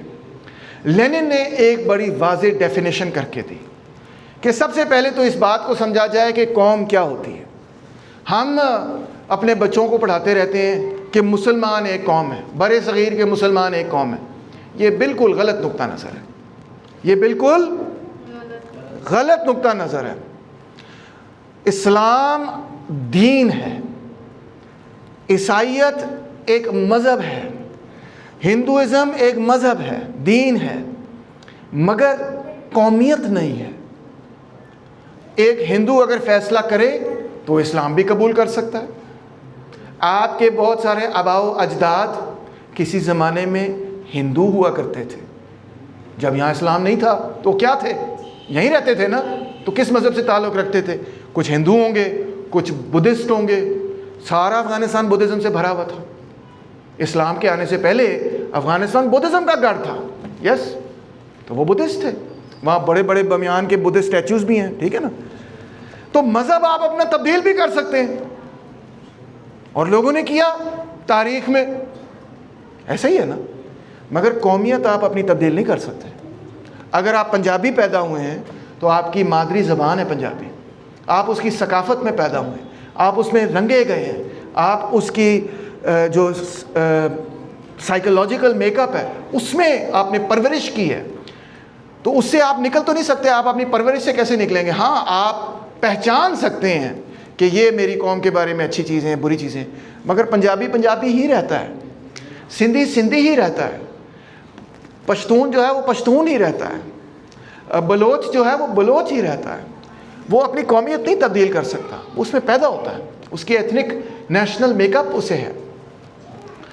تو لینن نے ڈیفینیشن کی کہ جب ایک زبان بولنے والے لوگ تاریخی اعتبار سے اکٹھے ہو جاتے ہیں، ایک معیشت بنا لیتے ہیں، ایک ٹیریٹری پر، ایک خطے میں اپنے آپ کو اکٹھا کر لیتے ہیں اور ایک ثقافت بنانے میں کامیاب ہو جاتے ہیں، تو ہم ان کے بارے میں یہ کہتے ہیں کہ ہاں، اب یہ زبان بولنے والے لوگ ایک قوم کی شکل اختیار کر چکے ہیں۔ ٹھیک ہے، مذہب کی بنیاد پہ نہیں ہے، زبان کی بنیاد پہ جب آپ اکٹھے ہوتے ہیں تو قوم بنتی ہے۔ یہی وجہ ہے کہ پاکستان کے اندر اتنی دیر سے یہ لڑائی چلتی رہی کہ پاکستان ایک قوم کی ریاست ہے یا ایک کثیر القومی ریاست ہے۔ بائیں بازو نے سب سے پہلے 1940 میں بلکہ یہ تھیسس دیا کہ پورے بر صغیر کے اندر 17 مختلف قومیں ہیں، ایک نہیں ہے، دو نہیں ہے، تین نہیں ہے، 17 ہیں۔ اور پاکستان کے اندر پہلے 5 مختلف بڑی بڑی قومیں ہوتی تھیں، اب کم سے کم 4 قومیں ہیں۔ کشمیری تو آدھے ہیں نا، پورے ہیں بھی نہیں، زیادہ وہاں بیٹھے ہیں۔ پشتون بھی جو ہے آدھے جو ہے افغانستان میں، پنجابی بھی آدھے جو ہے وہ انڈیا کے اندر ہے، مگر چلو موٹا موٹا حساب اگر دیکھا جائے تو 4 بڑی قومیں موجود ہیں یہاں پہ۔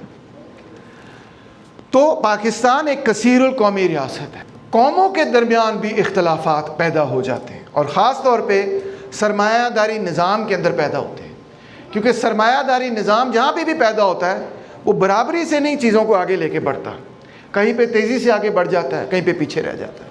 مثال طور پہ اگر آپ ایک بڑی سڑک لگا دیں، ایک ریلوے کا نیٹ ورک لگا دیں، تو ساری فیکٹریاں اس ریلوے کے نیٹ ورک کے ارد گرد بنیں گی۔ اگر آپ کراچی کا پورٹ لگا دیں گے تو ساری فیکٹریاں چاہیں گی کہ ہم پورٹ میں جائیں، اندرون سندھ میں کوئی فیکٹری نہیں جائے گی، ساری اکٹھی ہو جائیں گی ان جگہوں پہ جہاں منڈی بڑی ہوگی، ان جگہوں پہ جہاں پہ ٹرانسپورٹیشن ہوگا، ان جگہوں پہ جہاں پہ سی ٹرانسپورٹ ہو، لینڈ ٹرانسپورٹ ہو، وغیرہ وغیرہ۔ تو اس وجہ سے سرمایہ داری نظام جو ہے جب ڈیولپ ہوتا ہے تو کچھ قومیں اس کے نتیجے میں آگے بڑھ جاتی ہیں اور کچھ پیچھے رہ جاتی ہیں۔ پھر جو قومیں آگے بڑھ جاتی ہیں انفارچونیٹلی پھر وہ جس طرح اپنے مزدوروں کا استحصال کرتی ہیں، وہ دوسرے قوموں کو بھی دباتی ہیں، دوسری قوموں کا بحیثیت قوم بھی استحصال کرتی ہیں۔ وہ کہتی ہیں کیا کرنا تم نے سوئی گیس کے ساتھ، یہ سوئی کے اندر جو گیس ہے یہ ہمیں دے دو، ہم استعمال کریں گے، تم نے تو استعمال ہی نہیں کرنی۔ کیا یہ جو جھوٹ وغیرہ تم بیچ رہے ہو، اس پاکستان میں جھوٹ بہت بنتا تھا جس سے رسی بنتی ہے، تو یہ جو جھوٹ سے پیسے بن رہے ہیں اس سے فیکٹری لگائیں گے مگر ویسٹ پاکستان میں لگائیں گے۔ وہ لڑائی اس لیے 6 نکاتی ایجنڈا میں شیخ مجیب الرحمان کے 6 نکاتی ایجنڈا میں 3 نکات معاشی تھے اور ان کا مقصد ہی یہ تھا کہ جو کمائی ایسٹ پاکستان نے کی ہے وہ ایسٹ پاکستان میں رہنی چاہیے. ایوب خان مانتا ہی نہیں تھا, ملک توڑوا بیٹھا. تو پاکستان کے اندر بھی قومیں رہتی ہیں, ہمیں اس چیز کو ریکگنائز کرنا ہے اور اس معاملے کو حل کرنا ہے. حل یہ نہیں ہے کہ ہم خود قومیت پرست ہو جائیں.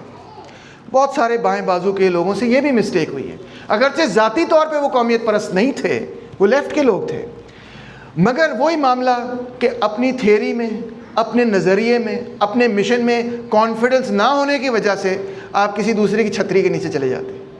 جب آپ کو اپنے مشن میں, نظریے میں کانفیڈنس ہوتا ہے, آپ کسی ولی خان کے پیچھے یا کسی بھاشانی کے پیچھے نہیں جاتے. آپ سجاد ظہیر اور فیض کے پیچھے, میجر اسحاق کے پیچھے, افضل منگیش کے پیچھے چلتے ہیں, آپ لیفٹ کے لیڈرز کے پیچھے چلتے ہیں. بہرحال تو بہت سارے لوگ جو ہیں یہاں کے نیشنلسٹوں کے پیچھے چلے, جیسے میں نے آپ کو کل ساری تاریخ بتائی. تو لینن دونوں چیزوں کی مخالفت کرتا تھا. نہ تو ہم نے قومیت پرست ہونا ہے, بلکہ ہم نے قومیت پرستی کا مقابلہ کرنا ہے. ہم نے پنجابیوں اور پٹھانوں کے درمیان اختلافات کو تیز نہیں کرنا, بلکہ ان کو کم کرنا ہے. ہم نے بلوچ لوگوں کے اور سندھیوں کے درمیان اختلافات کو تیز نہیں کرنا, آگ نہیں لگانی, بلکہ کم کرنا ہے. ہم نے شیعہ اور سنی کے درمیان اختلافات تیز نہیں کرنے, ختم کرنے ہیں. ہم نے ان بنیادوں پر محنت کشوں کے اندر اختلافات کو ختم کرتے ہوئے ایک بین الاقوامی, کثیر القومی اور کثیر المذہبی اتحاد قائم کرنا ہے. یہ ہمارا مشن ہے. اس کے یہ کیسے ہوگا؟ صرف تقریروں سے نہیں ہو سکتا, محض تقریروں سے نہیں ہو سکتا. اس میں یہ ثبوت دینا پڑے گا ہمیں کہ ہم واقعی اس معاملے میں سنجیدہ ہیں کہ تمام قوموں کے لوگ, تمام مذاہب کے لوگ ایک سوشلسٹ سماج کے اندر برابر کی حیثیت رکھیں گے. ہم کسی ایک قوم کے ہاتھوں دوسرے قوم کے استحصال کی کبھی بھی حمایت نہیں کر سکتے, اور کسی قوم کو جبراً کسی ریاست کے اندر رکھنے کی ہم مخالفت کرتے ہیں.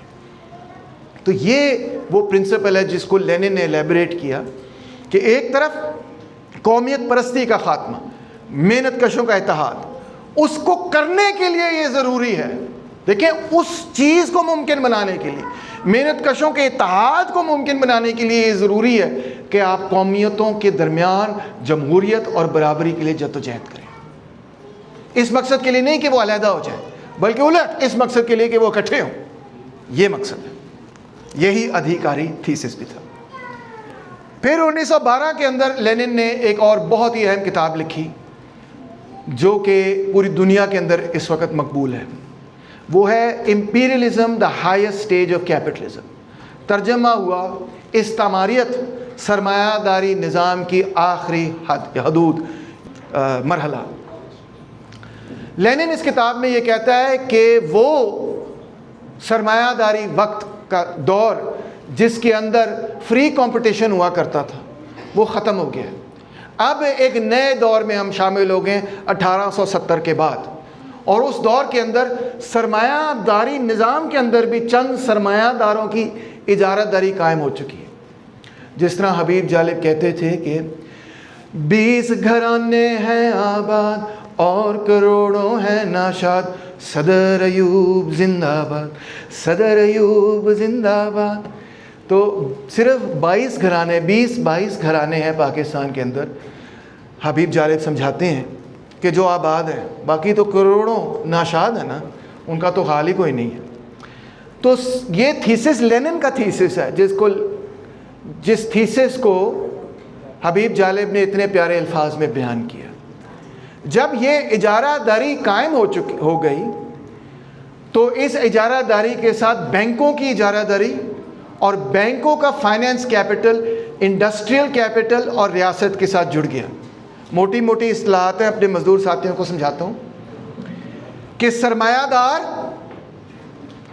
اور بینک کا سرمایہ دار اور ریاست کا بیوروکریٹ, ان تینوں نے مل کر تنظیمیں ایسی بنانی شروع کر دی کہ ہم مل کر سرمایہ کاری کریں گے.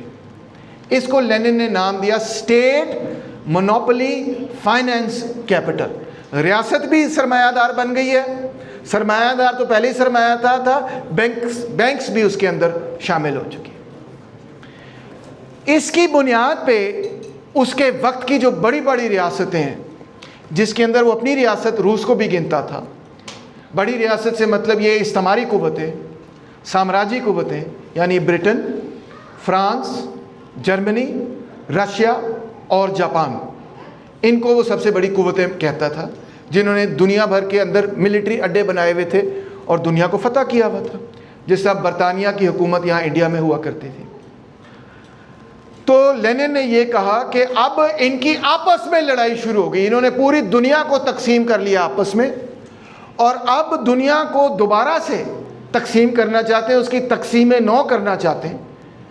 جرمنی یہ چاہتا ہے کہ جو فرانس کا حصہ ہے اس کا تھوڑا سا حصہ مجھے ملے، برٹن کا جو حصہ ہے وہ تھوڑا سا حصہ مجھے ملے، اٹلی یہ چاہتا ہے، جرمنی بھی یہ چاہتا ہے، جاپان یہ چاہتا ہے کہ جو روس کا حصہ ہے وہ مجھے ملے، برطانیہ یہ چاہتا ہے کہ جو آٹومن ایمپائر ٹوٹنے آ رہا ہے وہ ہمیں ملے، وغیرہ وغیرہ۔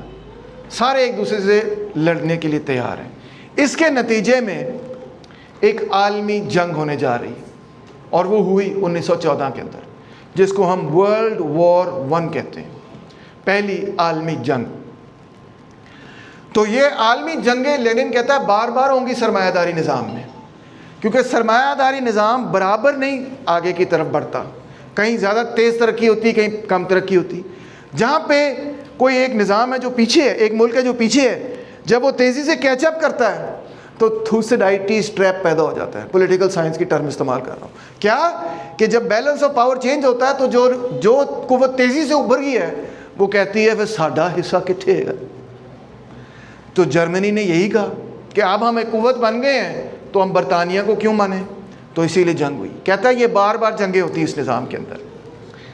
پھر اسی 1917 میں جب انقلاب جاری تھا تو لینن کی ایک اور بہت مشہور اور اہم کتاب تھی، اسٹیٹ اینڈ ریولوشن، یعنی ریاست اور انقلاب۔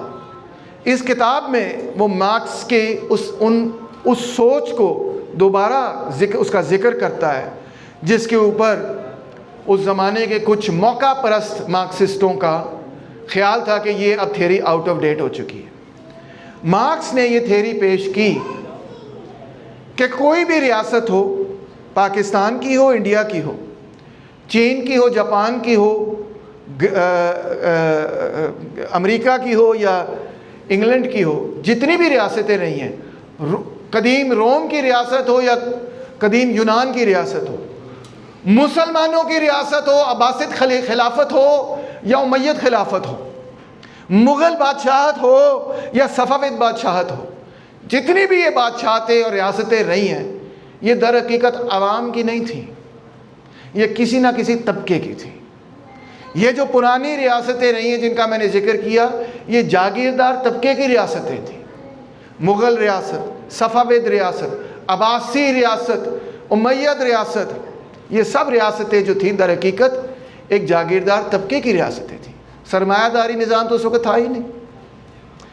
روم کی ریاست بھی اسی طرح کی تھی۔ گریس کی ریاست ان لوگوں کی ریاست تھی جو کہ غلاموں کے آقا تھے۔ روم کی ریاست ان لوگوں کی ریاست تھی جو غلاموں کے آقا تھے۔ تمام رومنز کی ریاست نہیں تھی بھائی، تمام رومن کے برابر کے حقوق نہیں تھے۔ اور آج پاکستان کی ریاست تاڈی ریاست ہے، تانوں یہی سبق سکھایا جاتا ہے کہ تاڈی ہے، مگر تانوں چنگی طرح پتہ ہے کہ تاڈی نہیں ہے گی۔ سرمایہ داراں دی ہے، جگیرداراں دی ہے، وڈے وڈے افسراں دی ہے، بیوروکریٹاں دی ہے، انہاں دی ریاست ہے گی، انہاں واسطے کم کر دی، انہاں دے مفادات لئی کم کر دی، انہاں دے مفادات لئی پالیسی دا اختیار کرتی ہے۔ ساڈی ریاست بھی یعنی کہ محنت کشاں دی ریاست بھی در حقیقت ایک طبقاتی ریاست ہی ہے۔ ساڈی ریاست بھی تمام عوام دی ریاست نہیں، یہ وچ سرمایہ دار دا کردار نہیں ہوئے گا، جاگیردار دا کردار نہیں ہوئے گا، انہاں نوں اسی اقتدار نہیں دیاں گے۔ کیوں نہیں دیاں گے؟ کیونکہ وہ اپنی قوت اور اپنے اقتدار نوں صرف اور صرف اس مقصد لئی استعمال کرنا چاہتے ہیں کہ انہاں دے طبقاتی مفادات دا تحفظ ہوئے۔ اسی بھی ایک طبقاتی ریاست بناواں گے، ایک مضبوط ریاست، جویں انہاں دی آمریت ہے گی ساڈے خلاف، ساڈی بھی آمریت ہوئے گی انہاں دے خلاف۔ اینوں کہندے نے پرولتاریا دی آمریت۔ Dictatorship of the proletariat. ਇਹਦਾ ਇਹ ਮਤਲਬ ਨਹੀਂ ਕਿ ਅਸੀਂ ਜਮਹੂਰੀਅਤ ਦੇ ਮੁਖਾਲਿਫ ਹੈਗੇ ਹਾਂ, ਨਹੀਂ। ਇਹਦਾ ਇਹ ਮਤਲਬ ਹੈ ਕਿ ਜਿਹੜੀ ਵੀ ਰਿਆਸਤ ਤਾਰੀਖ ਵਿੱਚ ਅੱਜ ਤੱਕ ਬਣੀ ਹੈ, ਉਹ ਦਰ ਹਕੀਕਤ ਹਮੇਸ਼ਾ ਇੱਕ ਤਬਕਾਤੀ ਰਿਆਸਤ ਹੈ। ਤਬਕਾਤੀ ਰਿਆਸਤ ਦਾ ਮਤਲਬ ਹੈ ਕਿ ਉਹ ਕਿਸੇ ਨਾ ਕਿਸੇ ਤਬਕੇ ਦੀ ਹੀ ਆਮਰੀਅਤ ਰਹੀ ਹੈ। ਸਾਡੀ ਵੀ ਆਮਰੀਅਤ ਹੋਏਗੀ, ਮਗਰ ਇਹ ਆਮਰੀਅਤ ਹੁਕਮਰਾਨ ਤਬਕੇ, ਮੌਜੂਦਾ ਹੁਕਮਰਾਨ ਤਬਕੇ, ਇਸਤਹਿਸਾਲੀ ਤਬਕੇ ਦੀ ਆਮਰੀਅਤਾਂ ਤੋਂ ਇਸ ਹਵਾਲੇ ਨਾਲ ਮੁਖਤਲਿਫ ਹੋਏਗੀ ਕਿ ਸਾਡੀ ਆਮਰੀਅਤ ਮਜ਼ਦੂਰਾਂ ਔਰ ਕਿਸਾਨਾਂ ਦੀ ਤਬਕਾਤੀ ਬੁਨਿਆਦ 'ਤੇ ਖਲੋਤੀ ਹੋਏਗੀ, ਜਿਹੜੇ ਕਿ ਕਿਸੇ ਵੀ ਮੁਲਕ ਕੌਮ ਦੀ ਸਮਾਜ ਦੀ ਵਾਜ਼ੇ ਅਕਸਰੀਅਤ ਹੁੰਦੇ ਨੇ। ਔਰ ਇਸੇ ਲਈ ਲੈਨਿਨ ਆਖਦਾ ਹੈ ਕਿ ਮਿਹਨਤ ਕਸ਼ਾਂ ਦੀ ਤਬਕਾਤੀ ਆਮਰੀਅਤ ਨਾ ਤੇ ਆਮਰੀਅਤ ਦਾ ਲੈਂਦੀ ਹੈ, ਪਰ ਦਰ ਹਕੀਕਤ ਉਹੀ ਹਕੀਕੀ ਜਮਹੂਰੀਅਤ ਹੁੰਦੀ ਹੈ, ਕਿਉਂਕਿ ਤਬਕਾਤੀ ਐਤਬਾਰ ਨਾਲ ਉਹ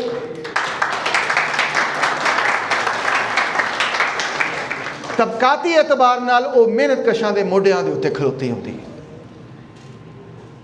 ਹੈ। ਦੇਖੋ, ਉਹ ਛੋਟੇ ਮੋਟੇ ਇਲੈਕਸ਼ਨ ਨਾਲ ਰਿਆਸਤ ਜਮਹੂਰੀ ਨਹੀਂ ਬਣ ਜਾਂਦੀ। ਇਲੈਕਸ਼ਨ ਤੇ ਅਮਰੀਕਾ 'ਚ ਵੀ ਹੁੰਦੇ ਨੇ, ਤੇ ਅਮਰੀਕਾ 'ਚ ਜਿਹੜੇ ਵੱਡੇ ਵੱਡੇ ਅਮੀਰ ਲੋਕ ਨੇ ਉਹੀ ਇਲੈਕਸ਼ਨ 'ਚ ਖਲੋ ਸਕਦੇ ਨੇ। ਇਲੈਕਸ਼ਨ ਤੇ ਇੰਡੀਆ ਦੇ ਵਿੱਚ ਵੀ ਹੁੰਦੇ ਨੇ, ਮਗਰ ਜਦੋਂ ਉੱਥੇ ਦੇ ਸਟੂਡੈਂਟ ਤਾਲਿਬ ਇਲਮ ਇਕੱਠੇ ਹੁੰਦੇ ਨੇ ਕਿ ਜੀ ਇਮਤਿਹਾਨ, ਮੇਰਾ ਖਿਆਲ ਹੈ ਕਿੰਨੇ ਲੋਕਾਂ ਨੇ ਇਮਤਿਹਾਨ, 23 ਲੱਖ ਲੋਕਾਂ ਨੇ ਇਮਤਿਹਾਨ ਦਿੱਤਾ। ਨੀਟ ਐਗਜ਼ਾਮ ਉਹਦਾ ਨਾਂ ਹੈ। 23 ਲੱਖ ਸਟੂਡੈਂਟਸ ਨੇ ਇਮਤਿਹਾਨ ਦਿੱਤਾ, ਤੇ ਉਹ ਪਰਚਾ ਜਿਹੜਾ ਸੀ ਉਹ ਲੀਕ ਹੋ ਗਿਆ। ਜਦੋਂ ਪਰਚਾ ਲੀਕ ਹੋ ਗਿਆ ਤੇ ਉਹਨਾਂ ਨੇ ਕਿਹਾ ਜੀ ਪੂਰਾ ਇਮਤਿਹਾਨ ਹੀ ਕੈਂਸਲ। ਕਈ ਸਾਲ ਉਹਨਾਂ ਦੀ ਮਿਹਨਤ ਜਿਹੜੀ ਉਹ ਜ਼ਾਇਆ ਹੋ ਗਈ। ਕਈ ਲੋਕਾਂ ਨੇ ਪੈਸੇ ਲਏ ਸਨ, ਕਰਜ਼ੇ ਲਏ ਸਨ। ਤੇ ਇੱਕ ਪਾਰਟੀ ਇੰਡੀਆ ਦੇ ਵਿੱਚ ਬਣੀ, ਪਾਰਟੀ ਵੀ ਨਹੀਂ ਹੈਗੀ, ਇੱਕ ਵੈਬਸਾਈਟ ਹੀ ਹੈਗੀ ਹੈ। ਉਹ ਇੰਝ ਬਣੀ ਕਿ ਇੱਕ ਇੰਡੀਆ ਦਾ ਇੱਕ ਜੱਜ ਸੀ, ਉਹ ਜਦੋਂ ਜਜਮੈਂਟ ਹੋ ਰਹੀ ਸੀ ਤੇ ਉਹਨੇ ਆਖਿਆ ਕਿ ਇਹ ਆਵਾਮ ਜਿਹੜੀ ਹੈ ਤੇ ਸਿਰਫ ਕਾਕਰੋਚ ਨੇ। ਕੀ ਕਿਹਾ? ਕੀੜੇ ਮਕੌੜੇ ਨੇ, ਕਾਕਰੋਚ ਨੇ। ਲੋ ਜੀ, ਲੋਕਾਂ ਨੂੰ ਇੰਨਾ ਗੁੱਸਾ ਚੜਿਆ, ਉਹਨਾਂ ਨੇ ਕਿਹਾ ਠੀਕ ਹੈ, ਤੁਸੀਂ ਸਾਨੂੰ ਕਾਕਰੋਚ ਕਹਿੰਦੇ ਹੋ, ਅਸੀਂ ਇੱਕ ਕਾਕਰੋਚ ਪਾਰਟੀ ਬਣਾਵਾਂਗੇ। ਸਾਡੀ ਪਾਰਟੀ ਦਾ ਨਾਂ ਹੈ ਕਾਕਰੋਚ ਜਨਤਾ ਪਾਰਟੀ। ਮੈਂ ਮਜ਼ਾਕ ਨਹੀਂ ਕਰ ਰਿਹਾ, ਵਾਕਈ ਹੋਇਆ। ਉਹਨਾਂ ਨੇ ਇੱਕ ਵੈਬਸਾਈਟ ਬਣਾਈ ਕਾਕਰੋਚ ਜਨਤਾ ਪਾਰਟੀ ਦੇ ਨਾਂ ਤੋਂ, ਔਰ ਲੱਖਾਂ ਲੋਕਾਂ ਨੇ ਉਸ ਵੈਬਸਾਈਟ ਦੇ ਉੱਤੇ ਕਲਿੱਕ ਕਰਕੇ ਕਿਹਾ ਅਸੀਂ ਵੀ ਤੁਹਾਡੇ ਨਾਲ ਹੈਗੇ ਹਾਂ, ਸਾਨੂੰ ਕਾਕਰੋਚ ਆਖਿਆ, ਅਸੀਂ ਵੀ ਤੁਹਾਡੇ ਨਾਲ ਹੈਗੇ। ਪਹਿਲੇ ਮਜ਼ਾਕ ਹੀ ਲੱਗਦਾ ਸੀ, ਮਗਰ ਫਿਰ ਕਾਕਰੋਚ ਜਿੰਨਾ ਸੋਚ ਅਜੀਬ ਜੀ ਗੱਲ ਲੱਗਦੀ ਹੈ। ਗੱਲ ਕਰਦੇ ਹਾਂ ਇਹ ਥੋੜ੍ਹਾ ਜਿਹਾ ਹਾਸਾ ਆਉਂਦਾ ਹੈ, ਮਗਰ ਕਾਕਰੋਚ ਜਨਤਾ ਪਾਰਟੀ ਨੇ ਕਿਹਾ ਕਿ ਚਲੋ ਦਿੱਲੀ ਚਲੀਏ, ਤੇ ਜਿਹੜਾ ਇਹ ਇਮਤਿਹਾਨ ਕੈਂਸਲ ਹੋਇਆ ਤੇ ਜਿਹੜਾ ਐਜੂਕੇਸ਼ਨ ਮਿਨਿਸਟਰ ਹੈ ਇਹਦਾ ਅਸਤੀਫਾ ਆਉਣਾ ਚਾਹੀਦਾ। ਆਓ ਦਿੱਲੀ ਇਕੱਠੇ ਹੋਈਏ, ਉੱਥੇ ਪਾਰਲੀਮੈਂਟ ਦੇ ਸਾਹਮਣੇ ਸਾਰੇ ਇਕੱਠੇ ਹੋਵਾਂਗੇ। ਲੋ ਜੀ, ਵੇਖਦੇ ਵੇਖਦੇ ਉੱਥੇ 1 ਲੱਖ ਬੰਦਾ ਇਕੱਠਾ ਹੋ ਗਿਆ, 1 ਲੱਖ ਸਟੂਡੈਂਟ ਇਕੱਠਾ ਹੋ ਗਿਆ। ਔਰ ਮੋਦੀ ਹਕੂਮਤ ਦੇ ਕੀ ਕਹਿਣਾ ਚਾਹੀਏ, ਉਹਨਾਂ ਦੇ ਲੱਤਾਂ ਕੰਬਣੀਆਂ ਸ਼ੁਰੂ ਹੋ ਗਈਆਂ। ਉਹਨਾਂ ਨੇ ਪੁਲਿਸ ਬੁਲਾ ਲਈ, ਪੁਲਿਸ ਨੇ ਉਹਨਾਂ ਨੂੰ ਉਹ ਮਾਰਿਆ, ਉਹ ਇੰਨਾ ਮਾਰਿਆ ਕਿ ਮੈਂ ਤੁਹਾਨੂੰ ਦੱਸ ਨਹੀਂ ਸਕਦਾ। ਖਵਾਤੀਨ ਨੂੰ, ਬੱਚਿਆਂ ਨੂੰ, ਮੁੰਡਿਆਂ ਨੂੰ, ਬੁੱਢਿਆਂ ਨੂੰ, ਸਾਰਿਆਂ ਨੂੰ ਮਾਰਿਆ, ਔਰ ਬੜਾ ਬੁਰਾ ਮਾਰਿਆ। ਪਹਿਲੇ ਦਿਨ ਤੇ ਮੈਂ ਵੇਖ ਰਿਹਾ ਸੀ, ਇੱਕ ਰੀਲ ਇੱਕ ਤੋਂ ਬਾਅਦ ਦੂਜੀ ਰੀਲ ਵੇਖੀ ਜਾ ਰਿਹਾ ਸੀ, ਮਾਰ ਪਈ ਜਾ ਰਹੀ ਸੀ। ਦੂਜੇ ਦਿਨ ਕੀ ਹੋਇਆ ਸਰਕਾਰ,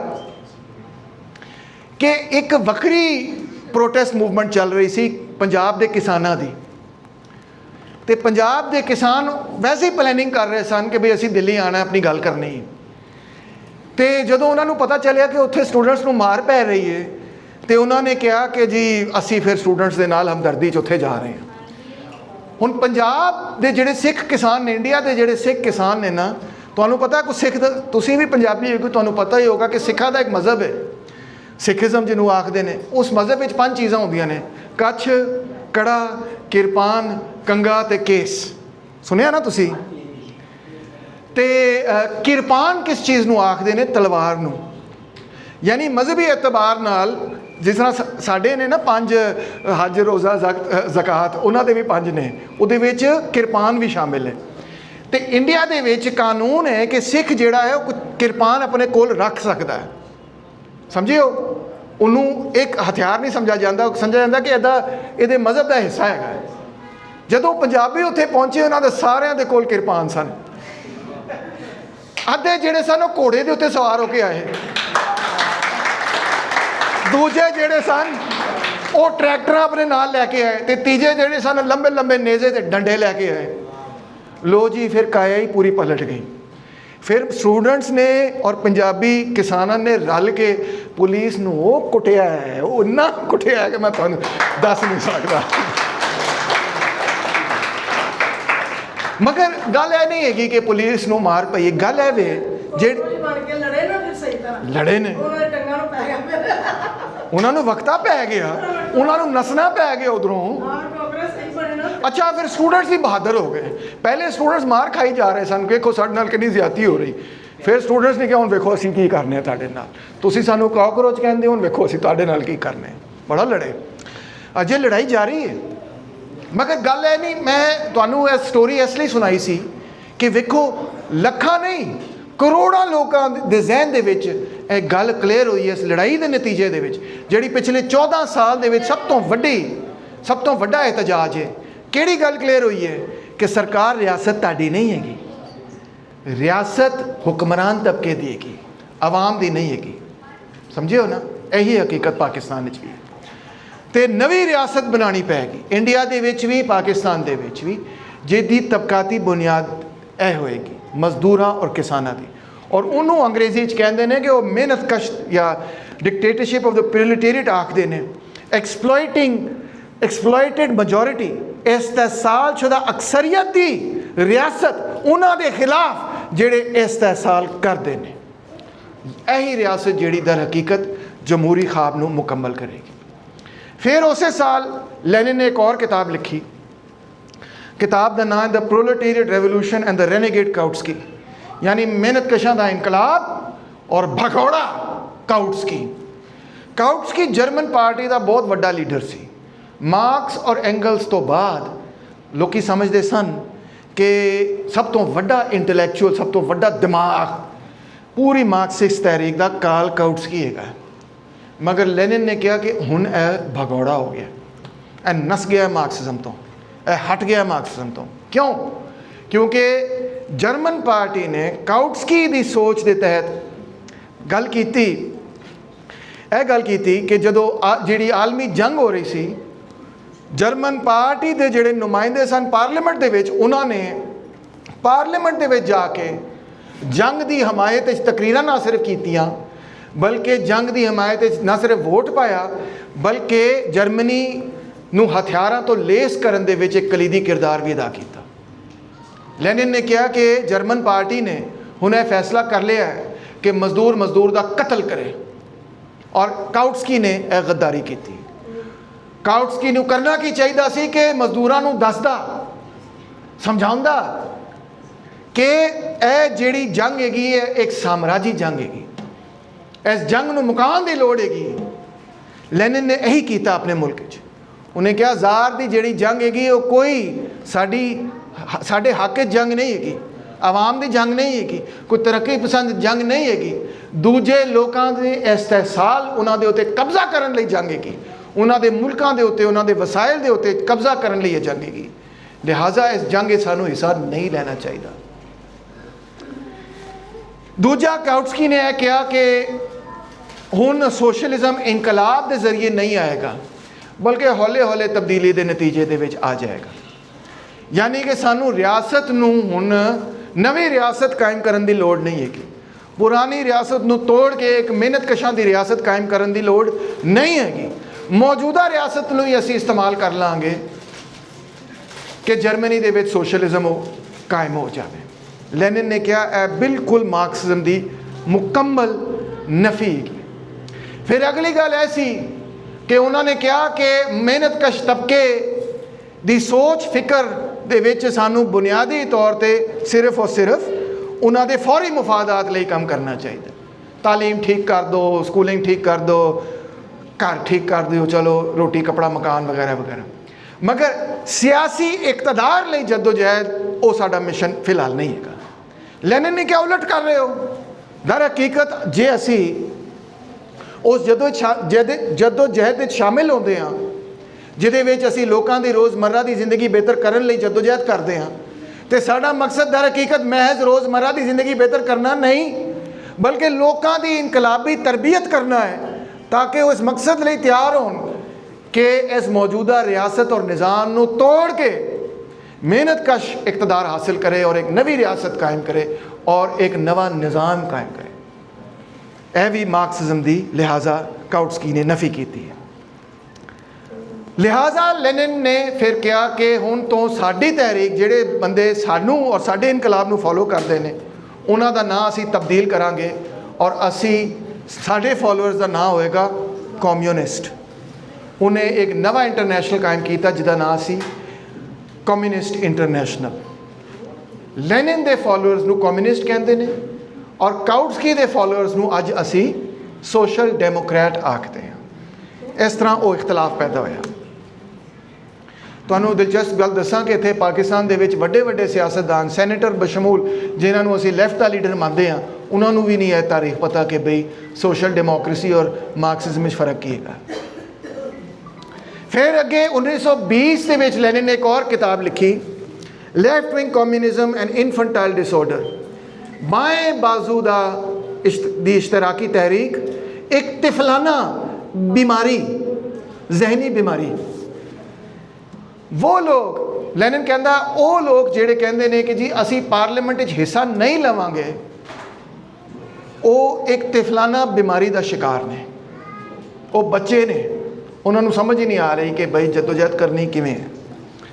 وہ لوگ جڑے کہندے نے اسی ریئیکشنری ٹریڈ یونینز وچ کم نہیں کران گے ہے نا وہ کدھر ہمات کہ یہ تو ریئیکشنری ٹریڈ یونین ہے رجتی ہے یہ اس کی سوچ ادھر نہیں ہم نے جانا. کہتا ہے ان کی طفلانہ بیماری ہے طفلانہ پن ہے ان کا. بچے ہیں یہ بیوقوف ہیں جاہل ہیں بڑے سخت لفظ استعمال کرتا تھا. نہیں جو محنت کش کی تحریک ہے جنیاں بھی محنت کشاں دی تنظیماں نے تحریکاں نے انہاں دے وچ اسی جاواں گے اسی حصہ لواں گے اور انہاں دے وچ انہاں دی تربیت کران گے کہ وہ مارکسی فکر اور سوچ اور نظریے نو سمجھن. پھر تسی یہ ویکھو کہ لینن نے کامیاب انقلاب کیتا 1917 دے وچ 14 ملکاں نے 18 فوجاں کٹھیاں کر کے سوویت یونین دے وچ انویژن کر دیتی انہاں دے وچ مداخلت کی تھی. لینن اور اودی پارٹی نے ساریاں دا مقابلہ کر کے 14 دے 14 ملکاں نو اور 18 دے 18 فوجاں نو شکست دے دیتی.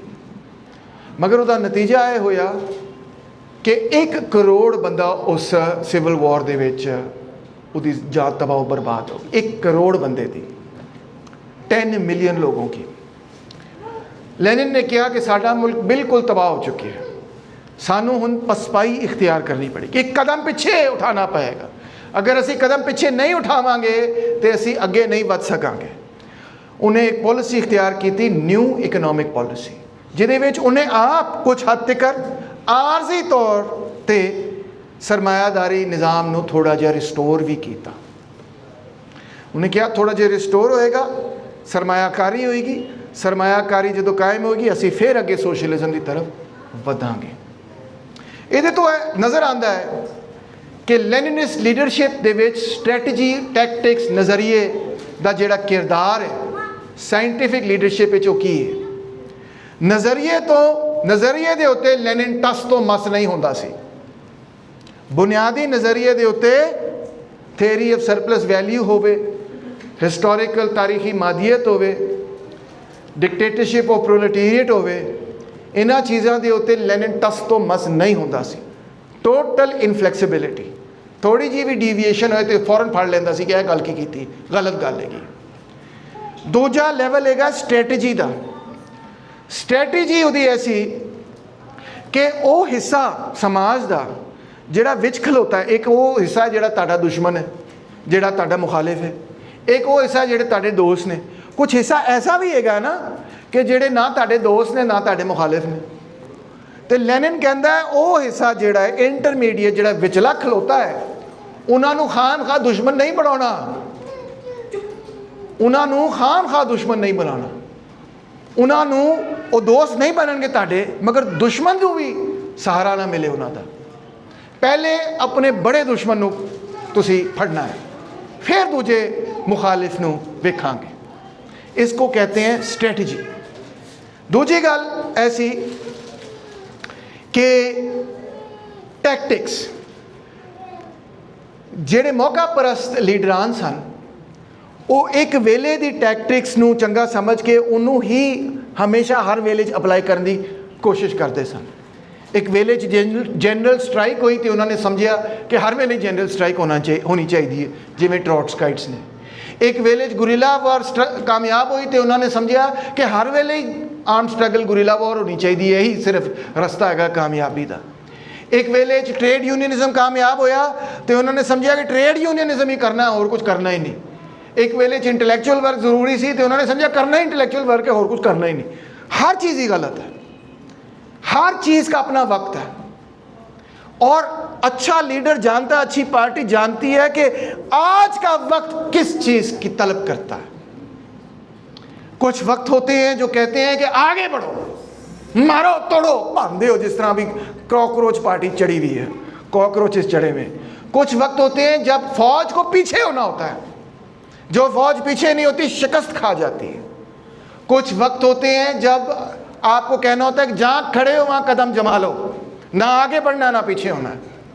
ठीक है, मोटी मोटी मुहावरतन बात कर रहा हूँ। कुछ वक्त होते हैं जब नज़रियाती काम पर की अहमियत ज़्यादा होती है।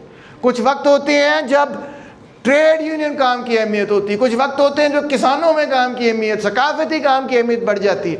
हर वक्त हर चीज़ बराबर नहीं होती। ज़िंदगी ऐसे नहीं चलती दोस्तों।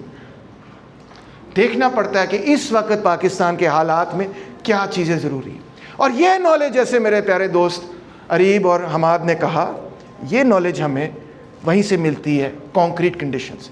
मेहनत कशां दे विच कम करन तो ही है सानू अंडरस्टैंडिंग, है सानू इन्फॉर्मेशन, है सानू इलम मिलता है।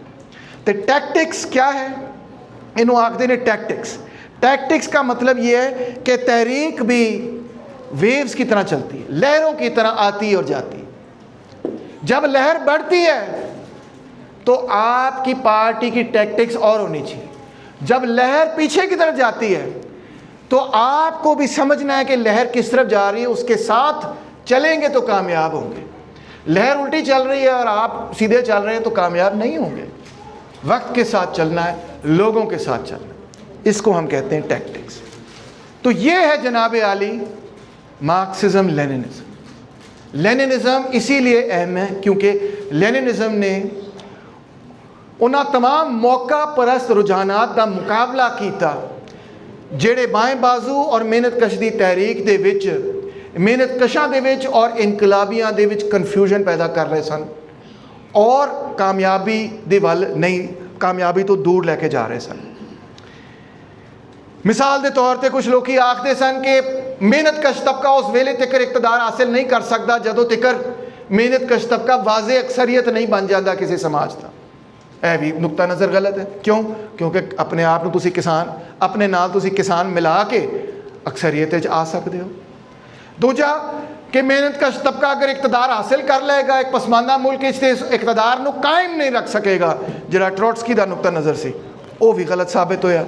ना सिर्फ उन्होंने कायम रखा, उन्होंने नाटसी जर्मनी को शिकस्त दी, उन्होंने पूरे यूरोप को शिकस्त दी।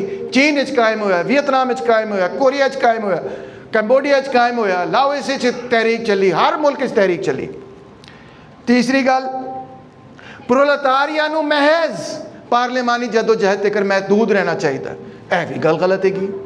प्रोलेटारिया नूं यानी मेहनत कश तबके नूं पार्लीमेंट जाना ही नहीं चाहिए, यह भी गल गलत हैगी। दोवें गल्लां गलत ने। जाना भी चाहिए है, पार्लीमेंट भी जाना चाहिए, अपने बंदे भी खिलारने चाहिए इलैक्शन दे विच, मगर महज इलैक्शन की सियासत के उत्ते इनसार भी नहीं करना चाहिए।